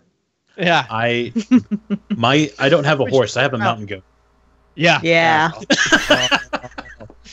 But I mean, but to me, that actually makes me excited for the raid. Is that the idea of like, and Green, you're 100% right. Is that yes, it's a first person shooter at its core. You're gonna still need to shoot stuff. I completely agree with that. But the entire emphasis is on the design of the level or the puzzle. That you have to figure out. Not necessarily can you shoot it, but what do you shoot? That's to me that makes me really actually excited for it. The other aspect I would say to kind of go back, Jay, and talk about what you mentioned about it being an end game content. If this is a game for casuals, why would we have something so difficult? Not every elitist is going to be a PvP person. Right. That's true. Not every elitist is going to be a PvE person. I mean, I tend to be more PvE because my entry into the end game content was with a raid team, not with anybody in PvP, because I didn't have anybody who's good enough to be able to help with teaching me how to play PvP, because I really haven't had that skill base. So for friends, I have a group that is a raid team. And so that was my introduction to being a little bit more, I guess you can say, elitist for the end game content in the raid side rather than the PvP side. Like, I see what you guys are saying about like the communication is like key in this raid. It's like I look at a lot of job descriptions at Bungie, and for the raid, like they were searching for people who are like they don't really play first person shooters, but they play things like WoW, and like they play like real in game content like raids and things like that. So yeah.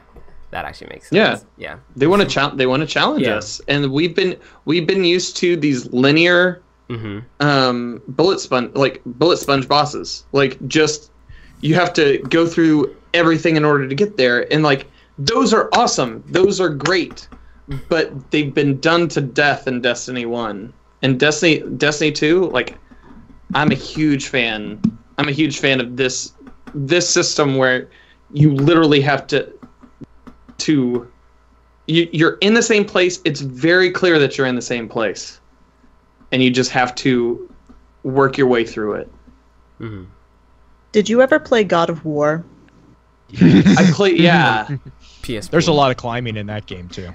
Yeah, there is. But there's also a lot of puzzles, and this raid reminds me a lot of God of War in the fact that yes, you're going to have to shoot things. Yes, you're going to have to evade a lot of things.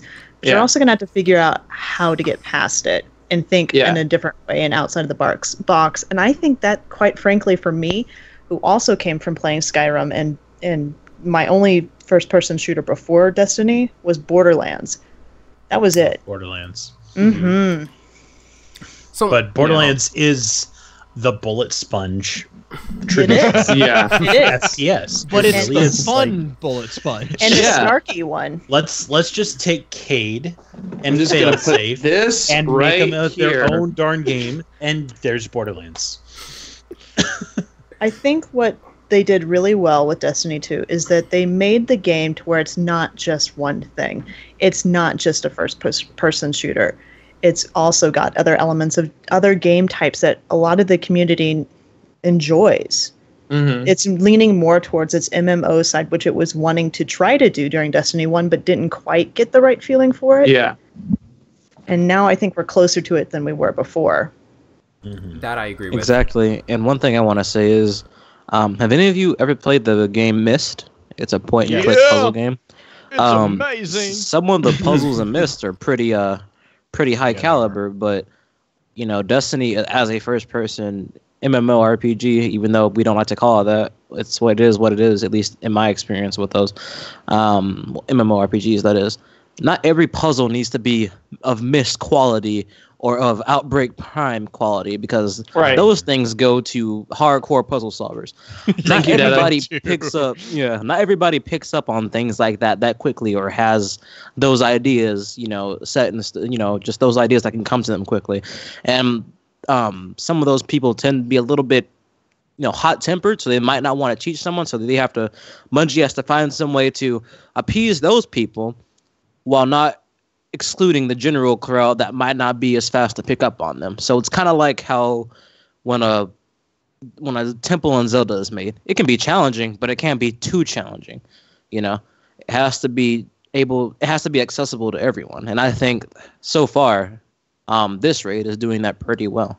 Mm-hmm. I don't feel like I'm trying to figure out how to get Outbreak Prime in the Pleasure Gardens, but I feel sufficiently challenged. And I think that's what they're pretty well so far. In this raid. That's just my little tidbit about that. It's showing off different strengths of the different types of community members that we have. I mean, I watched Gathalion try to do the world first run, and they were struggle bussing so stinking hard the entire time.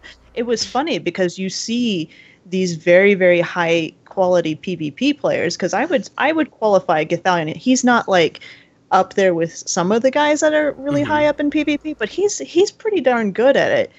Yeah. He had no idea how to work his way around it because he couldn't wrap his brain around the puzzles, whereas you had somebody like T-Rex who's not as good at that, able to break it down and communicate to everybody else, hey, let's try this idea. Let's try this idea. This is how the game design could go. Let's see what happens. That's true. Yeah, I was watching Goth and Dado, They were struggling. Yeah, so bad. Yeah. But let's talk about the lore in the raid. So Gol, we know, is dead from the story, and now Callus, who's the Cabal Emperor, is now dead. Well, some of us have killed him, not all of us. So no, Callus is not dead. Callus is not dead. He's not dead. You can't. No, he just became a Stay Puft Marshmallow Man. Right. Why is he a robot? Like, is he a robot? Or Cabal's like robots? Like, no. Yes and no. No in the literal sense, but they do have jet fuel that works inside of their armor suits, essentially. So they have some bio. So that too. Who's next in the Cabal Empire? Is that it? Like, what happened? Is the console dead? Because Gold just kind of like choked them out, and he just laid down. Yeah, that's what I thought. So if you look at the collector's edition book that came through, oh, okay. So, dude, there is a post on Reddit. Let me see if I can find the link. I just posted it today. There's a post on the Destiny lore Reddit that's like 17 pages long. Oh, it goes into it's a really excellent read.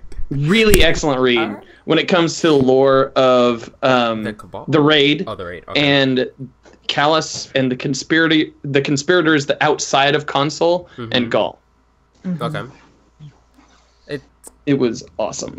Let me see if I can find it.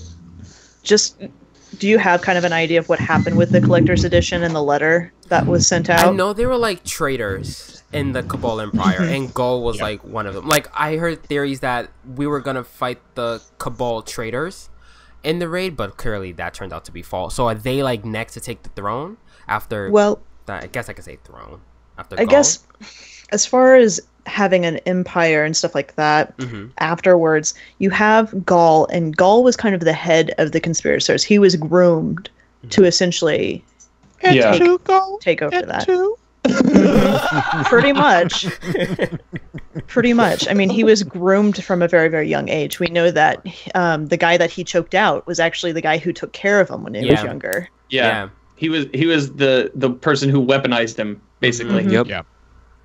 But when it comes to the raid itself, the console has been trying to recruit lots of different. He tried to recruit the 7th Legion, I think, on Nessus, and that failed miraculously because of us. But as far as having somebody after them, the consul himself has kind of gone mad, and you hear that in a lot of the dialogue throughout the campaign, and they don't necessarily follow him anymore. So we don't necessarily know who could be the next head, because the consul was not really the head anymore. He was crazy.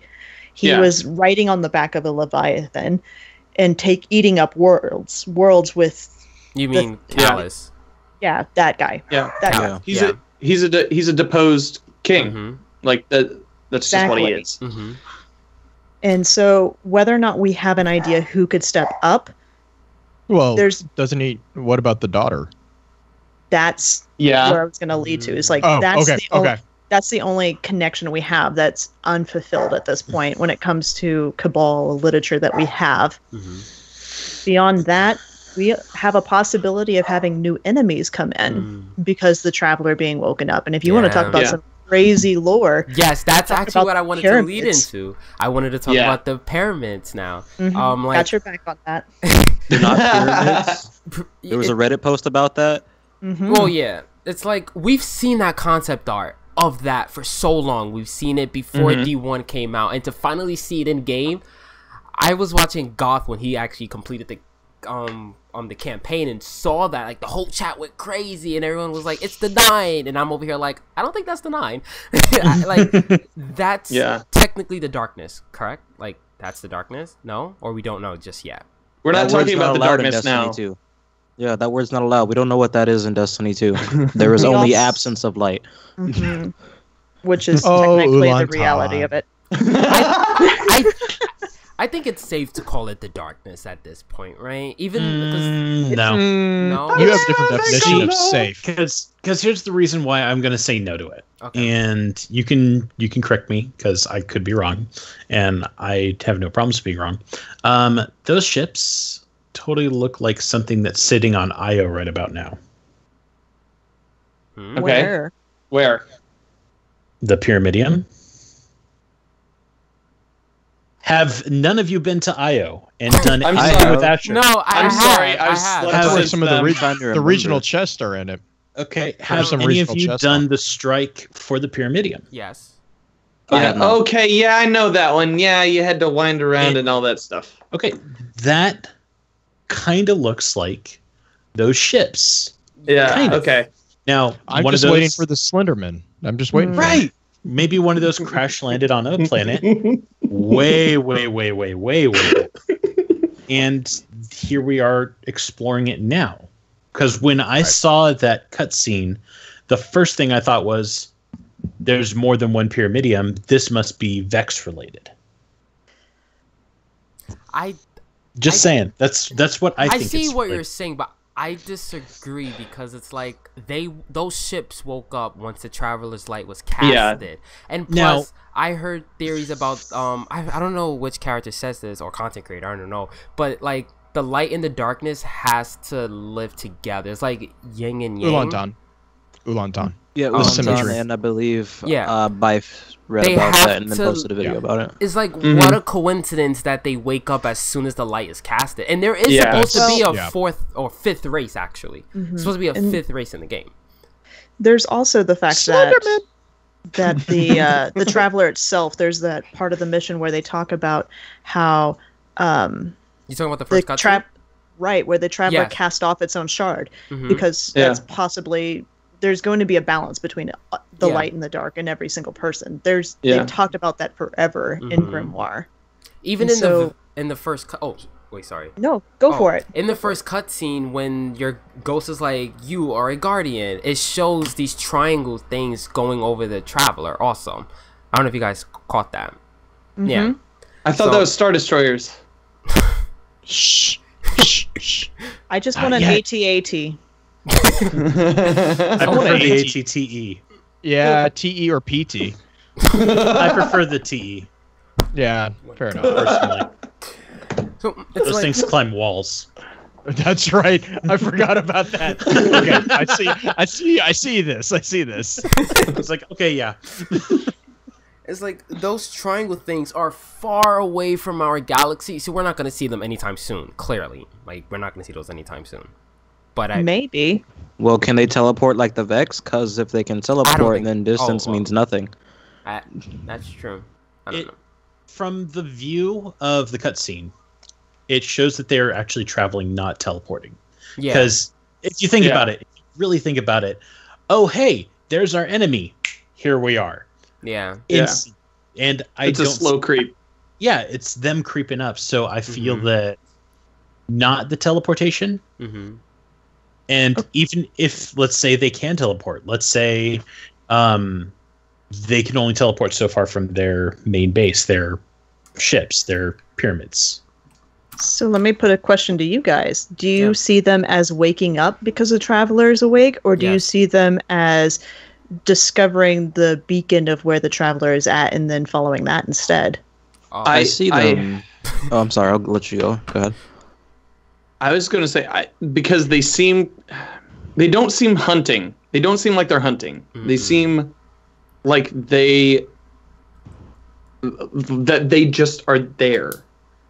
And then when the signal they're waiting for the call. And once they see the ping from the traveler, once they receive the signal, they're like, all right, we can start going that direction. No. Like as we So correct me if I'm wrong. No, that's what it seemed from the cutscene. From what you said, they're waking up from call. I feel like you're saying like the traveler called them to come. Is that what you're saying? Well, I'm saying that the traveler sends out a burst of light that's not unsimilar to the original burst of light that was sent out at the end of the collapse. Mm-hmm. Right.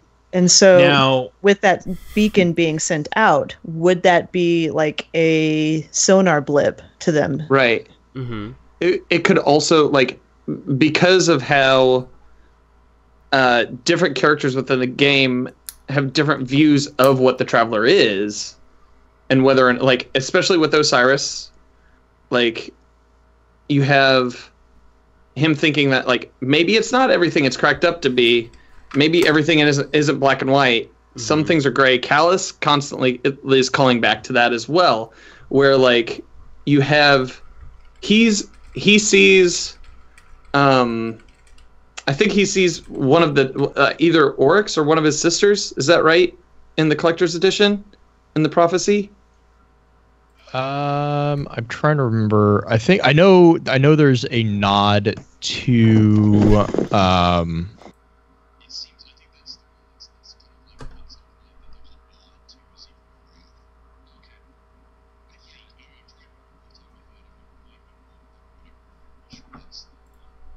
Right. Well, he talks about the worms. It's something.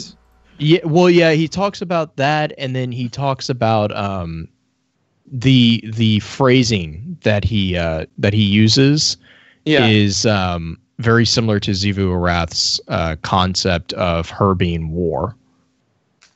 I'm trying to find it real quick. Now, back to the traveler real quick and it waking up and then the ship's waking up. I have a feeling like it's along the lines of, hey, the traveler has been dormant.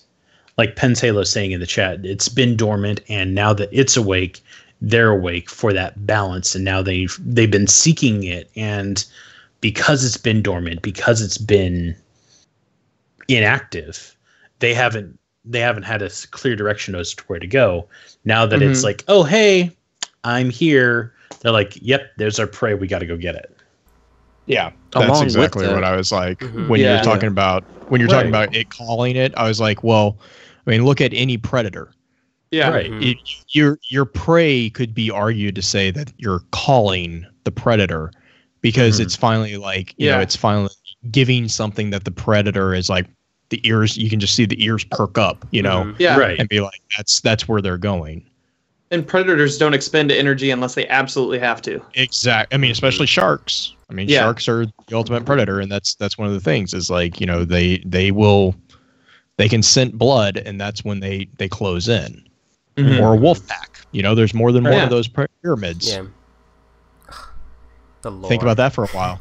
Think about that for a while. That is true. Oh, that is true. A wolf pack. And a wolf pack. This is my favorite episode. Yes. So say I don't have too much time left, but is it possible that the Traveler's Shard on Earth could be corrupted like darkness? Because I was playing through the subclass mission today on my Warlock and my Titan, and it really seems like that's not the true light, if that makes sense. Oh man. Yep. Did I just like Okay. another And with 2 that, we hours? close the show. Oh my This is a whole God. show in of itself. Yeah. Right. You're. Sorry. I will say this. That is understanding. That is looking at light as if it can be quote unquote there. If you look at light as a spectrum, then it makes a little bit more sense. But if you're applying, and this is one of my biggest arguments against this application, is that it's not a binary system. Light is not equal to good and dark is not equal to evil. Like you can't, you really have to be careful when you say that, because if that's the case, then you do have instances of the shards, which we know are the cause of the dead zones. I mean, the shards are killing things on the planet where they've landed. We know that there are multiple shards on Earth. You have the European dead zone. You have one, I think, in Arabia, I believe, is the other one that we know of. And so, if that's the point, then light, then you get into the situation of like, well, then if it's full of light and light has to be good, why is it killing things? Right. Yeah. And that, whereas that to me, that's like, well, that's a defense of it's not that it's good. Light is a form of energy, I think, that kind of powers things. And so, and it's not, you can't apply morality, basically, is what I'm saying to it. It's just a tool. It's a tool to accomplish things. Right. And if you're applying the idea that it's an energy source, it's an energy source that is undirected at this point because it's not part of the base of the traveler. So undirected it's just doing what it likes. Right. It's just spreading energy. And what happens to an item when it has too much energy? It burns up. So it could be killed, quote unquote, in its way. Corruption could be just a form of that as well. It's overloading the circuits. My heart feels so full right now. Just a small little thing. Go for it. Yeah. Okay. I was just gonna. Just a small. Okay. Just a small little thing. For Jay, you said, "Is that the true light?" And here's my retort to that. It's a small, not very well thought out, in my opinion, because I didn't do any prior research. I just kind of came up with it off the cuff. In that same side quest story mission, our ghost then says, when we go to that shard of the traveler, I haven't been this close to the traveler's light since, and then becomes, emotional over the fact that it's reuniting with the light or the traveler, or at least a piece of the traveler. Our ghosts are machine and light, and they came from the traveler.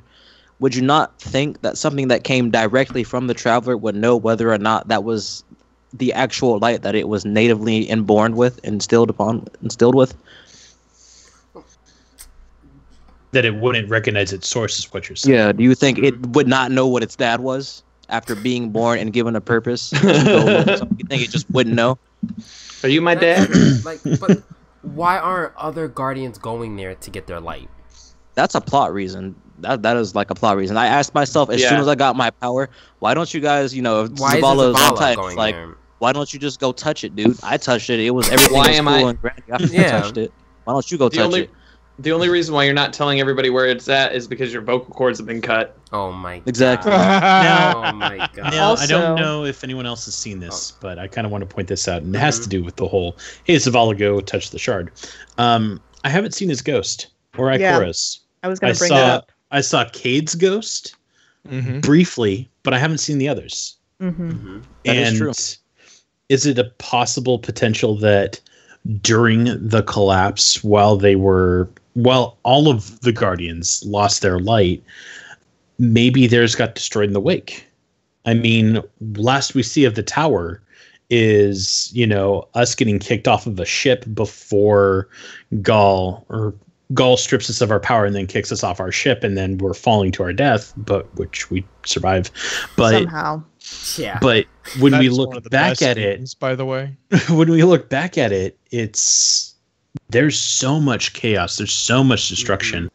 Maybe their ghosts are lost. And Ikora was saying, I am not just my light. Yeah, you're more than that, but at this point, we still haven't seen Ikora or Zavala go back and regain their powers. Yeah. Could it be that their ghosts are lost and therefore they are no longer capable of channeling light? Maybe Cade still are killed. Right. Yeah. Maybe Cade still can because, hey, his ghost is around, because our light is channeled because of the ghost. We get the light refracted, I'm going to say. Space Lich. You know, it's taking that from the Jay. Traveler directed to the ghost, and then the ghost allows us to channel it for our powers. Maybe Zavala and Ikora lost their ghosts, so they can't. Cade's obviously still got his through the cutscenes that we've seen.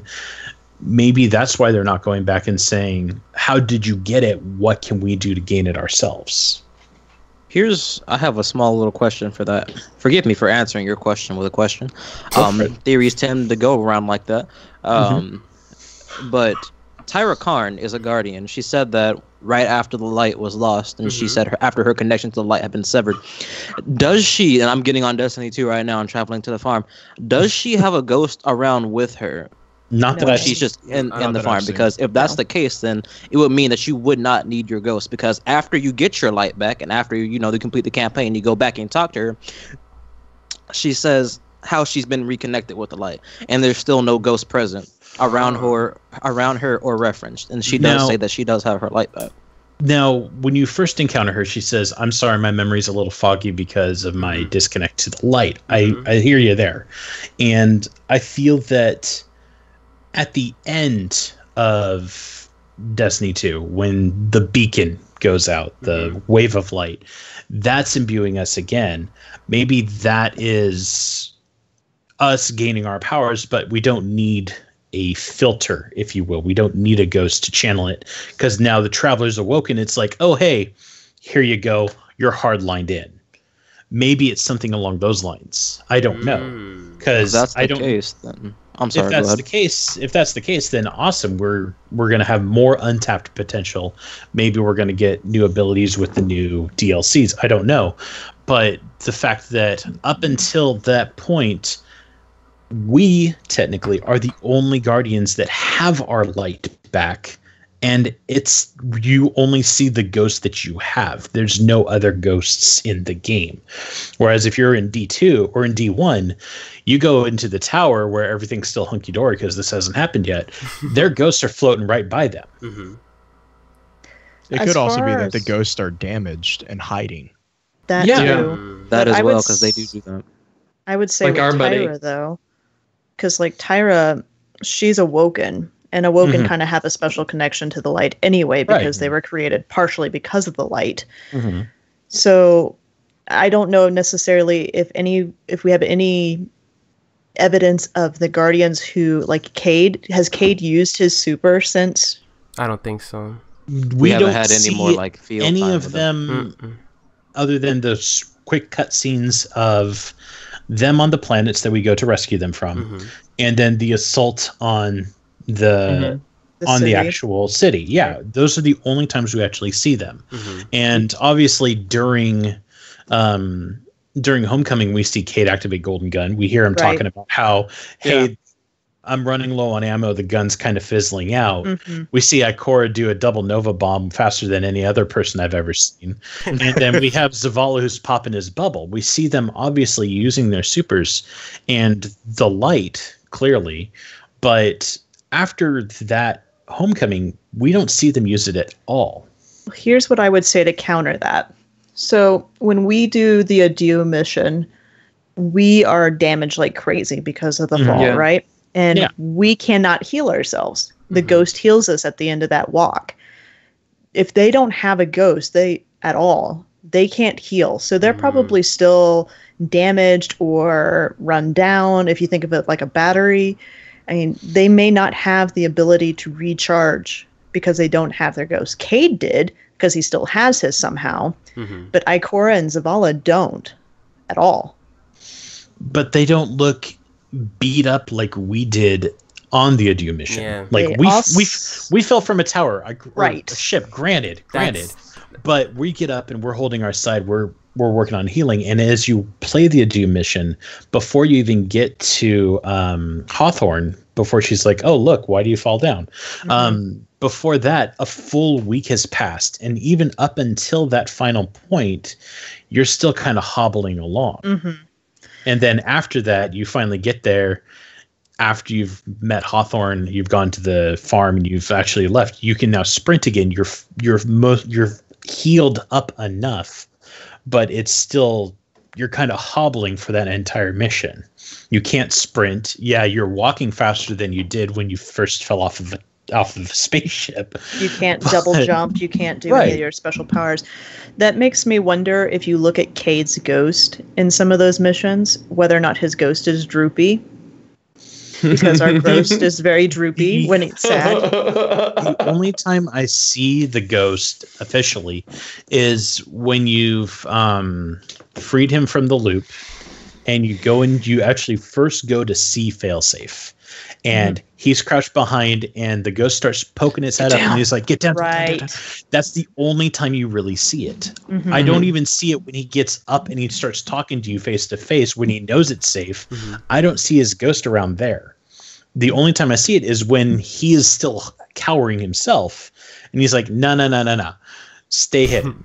Mm-hmm. But that's the only time I've seen his ghost, and that's the only reference that I have that the Vanguard doesn't have a ghost. Okay. I do have a question. Okay. I'll let you. Now, this kind of relates to it. I don't know if did you guys see T-Rex's tweet earlier about the Trials of the Nine armor? No. Well, I did not. He tweeted out saying, and I quote, "So I certainly think the Nine are ghosts without guardians." So he's talking about like the flavor text of the armor. He says, at least based on what I've read of the lore of the weapons from Trials so far. Could it be possible now, a theory, if Ikora and Zavala doesn't have their ghosts, could their ghosts be a part of the Nine? I know that's kind of weird to think, but if the Nine are ghosts without guardians, like why else would there be Trials of the Nine, right? Like when did they join, and what are the benefits? Oh my god. It's like why is there Trials of the Nine and not Trials of Osiris, right? Because it kind of just came out of nowhere. Blue, do you want to take that one? I know it's like a huge spin for you, but I'm just thinking like. Well, it happens on Friday, which is the same day that Xerxes shows up. I think it has more to do with the fact that the card about the Nine is incredibly vague. It has references to so many different things. Yeah. The Nine could be anything, is basically what that card gets at. And so to theoretically think that the Nine could be ghosts that didn't have guardians, the problem that I see with that is that when the ghosts that we have from D1 are either dead ghosts that may not ever be revivable, or they're still searching for a guardian. Yeah. And so if ghosts are given pretty much a base programming initiative. A directive. Directive basically. Ghosts are designed and were created to seek out guardians. Now, could this you do have instances similar to like Siva, Ghost 404, for instance. You have that issue. No, yeah. No, Ghost I know that's one of my favorite references in the game. Yeah, I love him. But you do have issues where there's like interference of a ghost's directive, but consistently across the board, ghosts have always had that prime directive given to them. And I think it's important because, you guys talked about it a little bit earlier about how ghosts are both technology and light. But remember that they are technology and light. They have base programming, and they're kind of beholden to base programming. I mean, now you could argue that, in the same way that a war mind could think around its programming prerogatives, which we've seen, a ghost could probably do that as well. But the thing that I would kind of be like, my response to the idea that a ghost that had a guardian would then become a member of the Nine is kind of in line with, and we don't know how they attune themselves to the guardians, but there's kind of there's once the bond is formed, there kind of seems to be a possessive nature there from the ghost side. You see this a lot with Dredge and Yor. Dredge and Yor, basically, it was only through threatening his own ghost with destruction that he actually managed to drive it away. And even then, you could argue that the ghost was still kind of around. It just wasn't necessarily where you could see it. Because we don't know what happened to the ghost. Like we theoretically, there's a lot of people who was who I'm one of them, who think that the ghost that you see in Ghost Fragment Titan is actually kind of the ghost that we saw in that same scene. But the thing is that once a ghost connects to a guardian, regardless of if that guardian dies, could the ghost get another guardian? Regardless of that, while that guardian is still around, that ghost kind of seems linked to that guardian inseparably. Because the thing is even if they could ignore their base directive, once they've satisfied that base directive, it kind of seems that kind of gets rewritten into, okay, this is my guardian, now I have to protect him. A maternal instinct, if you right. Kind of, yeah. And I mean, you see that with our ghost towards our guardian. That ghost is very protective. You see that with any of the ghosts. They kind of are very aware and protective of their individual guardians in their own way. I mean, and again, I go back to Dredge and Yor. You see this a lot with the conversation within the Ghost Fragments. Ghost Fragments, I think Thorn 4. I'm trying to remember which one. It's the Mars one. But he basically says, I mean, the ghost basically tells Dredgen that he is responsible for him. He is responsible for keeping him in the light. And, the failure of him to keep him in the light, that is on him.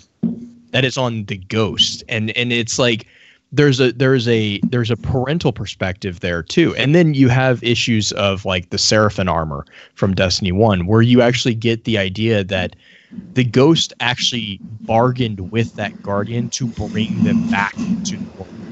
So we were, as guardians, we were somewhere else, and then the ghost or something there communicated with us, and it was only through agreement that our guardian actually came back. Yeah. So there's that entire presence too. So there's a give take relationship between a ghost and a guardian, and that is all to say that I could see maybe the 9 being ghosts who never had guardians, or who had guardians who lost guardians, or whatever. But to say that a ghost that has a guardian who is still alive abandoned them, I think that to me would not be likely, just from what we've seen so far. I think the line that Jay's referring to is the 9 are ghosts who pierced the deep black without a ship and meditated on the hissing silence of the heliopause. If you read the rest of that card, in my opinion, and this is going into my kind of headcanon and spin foil, the 9 is it's a way of enlightenment, of becoming enlightened, because you have lots of different types of examples of the 9. The 9 are ancient Leviathan. The 9 are deep orbit war mines. The 9 arrived in a mysterious transmission. I mean, it feels like a term for someone who becomes enlightened on something, and enlightenment to something. But that's just my spin foil headcanon. I'd see that card as D&D adventure hooks. I mean, seriously, I read that card and I'm like, this is totally, hey, roll a listen check, and this is what you hear in the tavern. I rolled a D9. D9. What? I rolled a D20. Yeah. I don't know what dice you have. I have specially made dice. I have a D5 downstairs. Nice. A D3, a D5, a D... what was it? 13, just because. Well, I only brought up that card because I saw someone like tweeted it back at T-Rex saying, hey, maybe it is the ghost. Because I just find it strange that it's just Trials of the 9 out of nowhere, right? There was no. I mean, it's not really out of nowhere. Yeah. Like even Maybe I mean, Osiris is one of the 9. It's within release window. well, also the idea of Trials of the Osiris is to become, I guess, enlightened in its own in and of Yeah, itself that's true. through the trials. we- So Mhm. it's So not once really we, like, that proven far out. ourselves, then Yeah. Right. maybe we can meet the 9. Well, we technically do meet an agent of the 9 when you go flawless. Mm-hmm. That NPC Try- looks really cool. I really wish that he would actually start making sense, because the poor guy has got such memory problems. And He's if almost the as bad as 9 Banshee. Oh, like, Trials of like Zur is a money laundering machine, and He's a garbage collector. That's all. exactly He is. he's a Yeah, garbage pretty collector, money laundering machine. The 9 are just using that's what the Trials of the 9 are, is to see how much they can get out of you by throwing tokens your way. like we've seen concept art for D2 that takes us to Europa, so hopefully in a future expansion we go there. And oh man, I'm really hoping. Me too. Yeah. We know that the 9 have been part of the Cyjovians Mhm. is one of the things that's mentioned in that card. I mean, it'd be nice. It would be nice to see more about them in Yeah. game, and I think that's what we're getting. It's granted we're getting it in a very odd order, since we Mhm. have an event based off of them without Yeah. actually knowing anything about them. I think that's how Osiris kind of started too. Like they just threw in Trials of Osiris with House of Wolves. Like that doesn't make sense, right? So it starts to make sense now. Well, and you also have a connection between Osiris and the 9. Osiris was chasing the 9. Yeah. Osiris tried to meet the 9. So could it be Repeatedly. possible in the first expansion? Well, that would be good. Because I mean, that was the thing is, so Osiris was playing keep away with the Zur. He was trying to figure out Oh Zur. my gosh. And no, there's dead Zur. Like he chased Zur all over the Are you place. serious? And then we also I got your hat. we also yeah, I got your trash. Got Come your and get it. And then I got your tinfoil hat. The other thing is that we know that he tried to meet the 9, and the question was he in the wrong place, but was he in the wrong when? Mm-hmm. Ooh. And Ooh. and then Sorry. we still have to meet the Queen. We haven't seen her in D2. Oh, I miss her. I miss her. And she is supposed She to is make a great. comeback. So man, this is just incredible. Just Yeah. one quick final mention week of 2. the 9. 28 minutes ago, according to the tweets, Bife has placed or done Video. A video, video on of it. Yeah, I the got a lore notification. of Trials of the Mhm. Night. I'm like, I'm ready to see that now. Oh yeah. And one final thing that was I'm sorry, I didn't. Were you talking, Jay? No. I was about to wrap up, but go on. One final thing that was mentioned earlier about how the Awoken are, they're born of light and of something else. When I launched Destiny 2 to go check Tyra Karn to see if she had a ghost, back when we were still talking about that topic, she did not have one, and if that were true about the Awoken, I'm not saying that it's not, in the context that we were talking about of them being connected and so they wouldn't need a ghost. Zavala is also Awoken, Yes, as he is is. Tyra That's Karn. true. Mm-hmm. And if that were to hold true, then that means Zavala, of course, would have his powers. I went and I read all of the descriptions, limited descriptions that they were. Is that Zavala, Cade, and Ikor are all still the vanguard of their respective Right. disciplines, and the vanguard stands on the front line. They were very hesitant about that in the campaign to go back out on the front lines because their except for Zavala, because their next death would be their last. Their last. They wouldn't Yeah. be Yep. they wouldn't It would be be the able to final come back death. anymore. Now after the travelers all good and woken up, everybody's back to their respective positions. So I think it's just more of, I want to say a storytelling incident that they're not there. But in Destiny 1, everybody who was a guardian had a ghost, so it's kind of hard Not to say. true. Not true. Saladin had one, did he not? The Cryptarchs didn't have one, and we know they're guardians That's now. yeah. That's the way. That was what was the biggest frustration for us was I don't know anyone who kind of connected Cryptarchs to Guardians. Ever. Never see them do anything. I mean, well, because we knew they were all awoken, but that was the only thing we knew about him, really. Like, I mean, we knew that there was a contention between the tower and the reef, because the reef was where it originally, like the reef, the libraries of Hygeia where it kind of originated. We did learn that Tyra was involved with the founding of the Cryptarchy, and I mean, like, just by its name, you know what the Cryptarchy is. It's the study of the past and all that. But there was no indication that they were guardians at all. Until we come down and Tyra's like, "Oh yeah, I'm a guardian." And it's like, "Whoa, what?" Like I remember I'm pretty sure I messaged Green. I was like, "Whoa, wait, huh?" Like, it's just like it was one of those things that was like, I was not. I mean, it doesn't break anything, but it was one of those just like that was not what I was expecting. I was not expecting that one. So I think, all said and done, I think that if that were to hold as much power as I thought it did, then it would be self-evident that that was the case, that they, didn't have their powers anymore, especially, in the final cutscene, well, one of the final cutscenes after the campaign, everybody's, standing out over there. Cade walks up saying something, it was muted, he does the little fist pump thing and calls you over. I don't think they would be kind of happy like that if they, still didn't have their light anymore. And there's still even more flavor text afterwards when you go do the meditation missions with Ikora, before you go to do them. So I think that it's safe to say that they have their respective abilities back, given the positions that they're in and the ending of the story. Well, I would also point to the thing that the speaker says in one of the cutscenes, that everything has light. The light is in everything. Does that mean the Hive has light? The Hive eat light. They eat it, but do they have them inside? Since Crota's blade just got darker the more light that it consumed. Or did it become more blighted?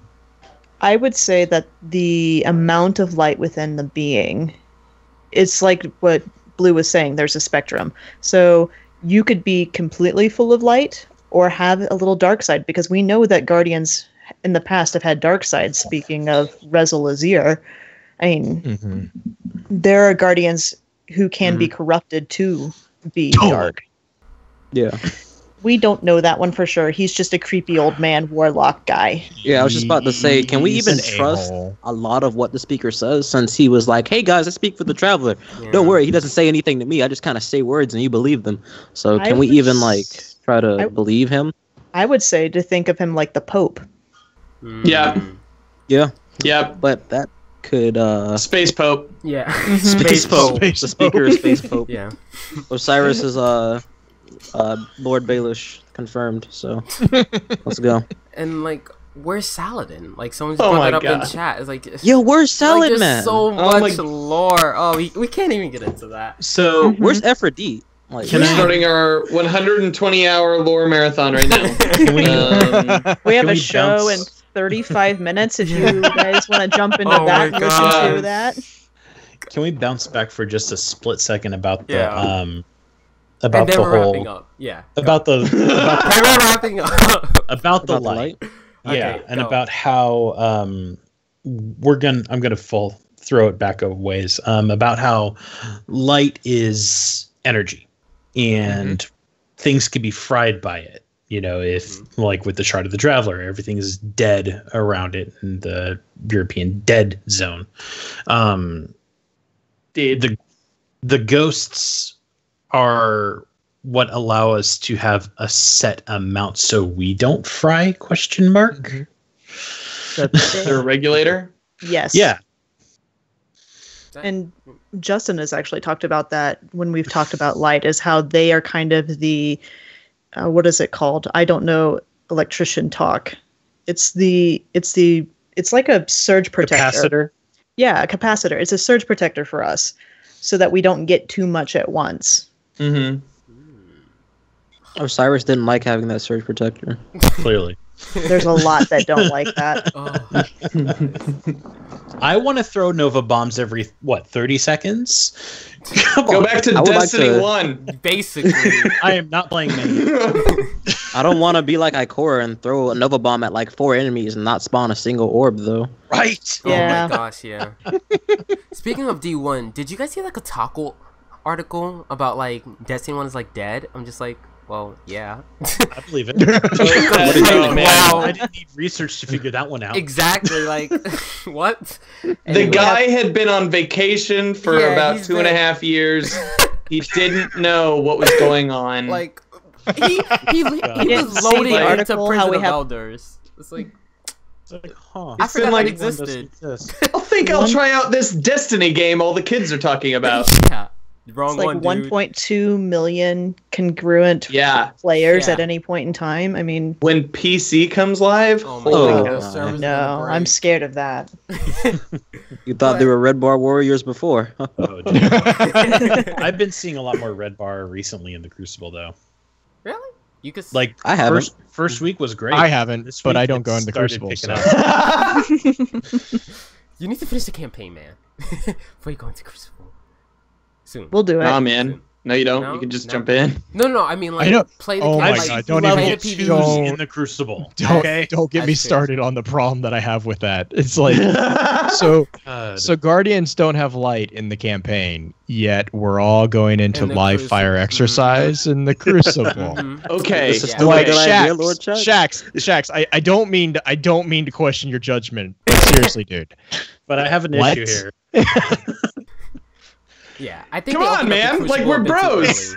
early. We're bros. Just, They're rubber I just bullets now, regained it's my okay. light. I just go might shoot lose your it other again. bros. Are you sure this is a We're good bros, idea? bros.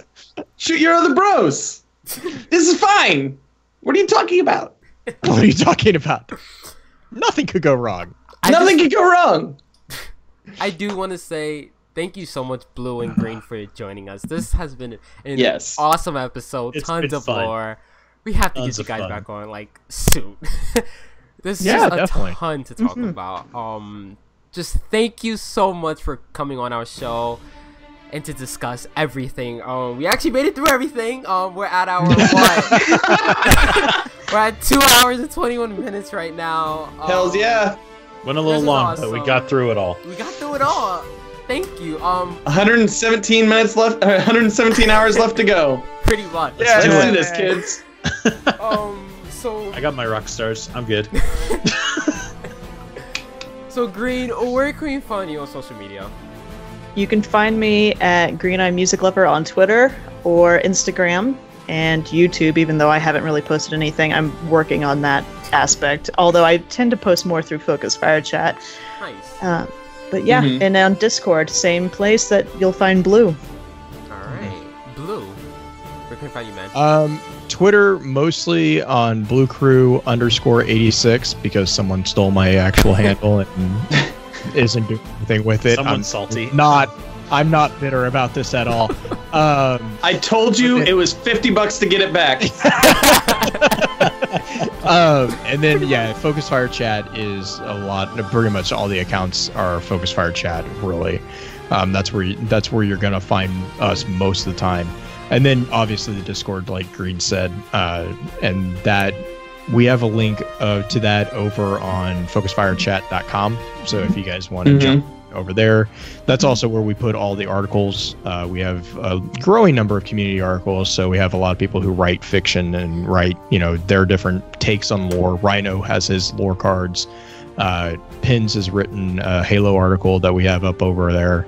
So Shout we're out to Pins. starting to get it there. Yeah, big shout out to Pins. But yeah. So that's where you can find me. Sweet. Plasmic, where can we find you, man? You can find me at Twitter at plasmic_leaf. Still haven't gotten that second account off because I forgot the email, so it's gonna stay there. It's the one with the picture of a I Snorlax. told you, $50 to get it back. I don't want it. Get rid of it. Rathos. You just said it. Literally. Everywhere, even that one site. Everywhere. Even that Even one that site. one site. Dan, I still got mine. You haven't taken it back.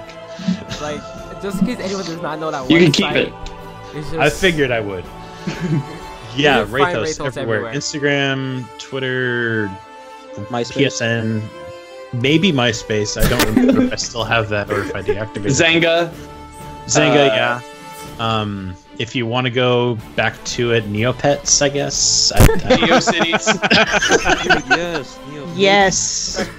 Oh my god. Neopets for the win. Yeah. Pokemon everything. No, All right, Dan. You can find me on Twitch, twitch.tv/Danfinity. You can find me on Twitter @DanFinitwitch. See what I did there, and also everybody should go join the Focus Fire Discord. It is awesome. There is a room for everybody, and it is not. We'll make it. Yeah, exactly. No, it's a really awesome community, and I've met like some really awesome folks through it. You should also. I'm a fan of you. Thank you guys for being here. All right. I'm just geeking out over here. I still owe you a beer. So you guys can find me on Twitter @J_DTR and Destiny Tracker on YouTube @Destiny Tracker and on Twitch @Destiny Track. Make sure to enter our giveaway. We're giving away a 250 pack gamer subs, and also Ed OBX Boy donated a Mega Destiny McFarlane toy chest for us to give away, which I'm super excited for that. Next week we're going to have Mr. and Mrs. Lupo will be on our show, so we will be talking about a lot about PvP. And then after that, the 29th, so far as planned, we're going to have the voice actor of Gaul will be on our show. So far that's planned. So I'm really excited for that. So yeah, guys. I'm gonna ask him about being Optimus Prime. I'm really excited for that. As you should. Cannot wait for him to like just do the voice. Oh man, I'm a like fangirl throughout that whole show. But yeah. All right, guys. Well, thank you guys so much for listening to the 45th episode of the DTR podcast. My name is Jay, and we will see you all next week with Mr. and Mrs. Lupo. Bye! Bye! Bye! Have safe, be fun, Guardians. What? No. Yes.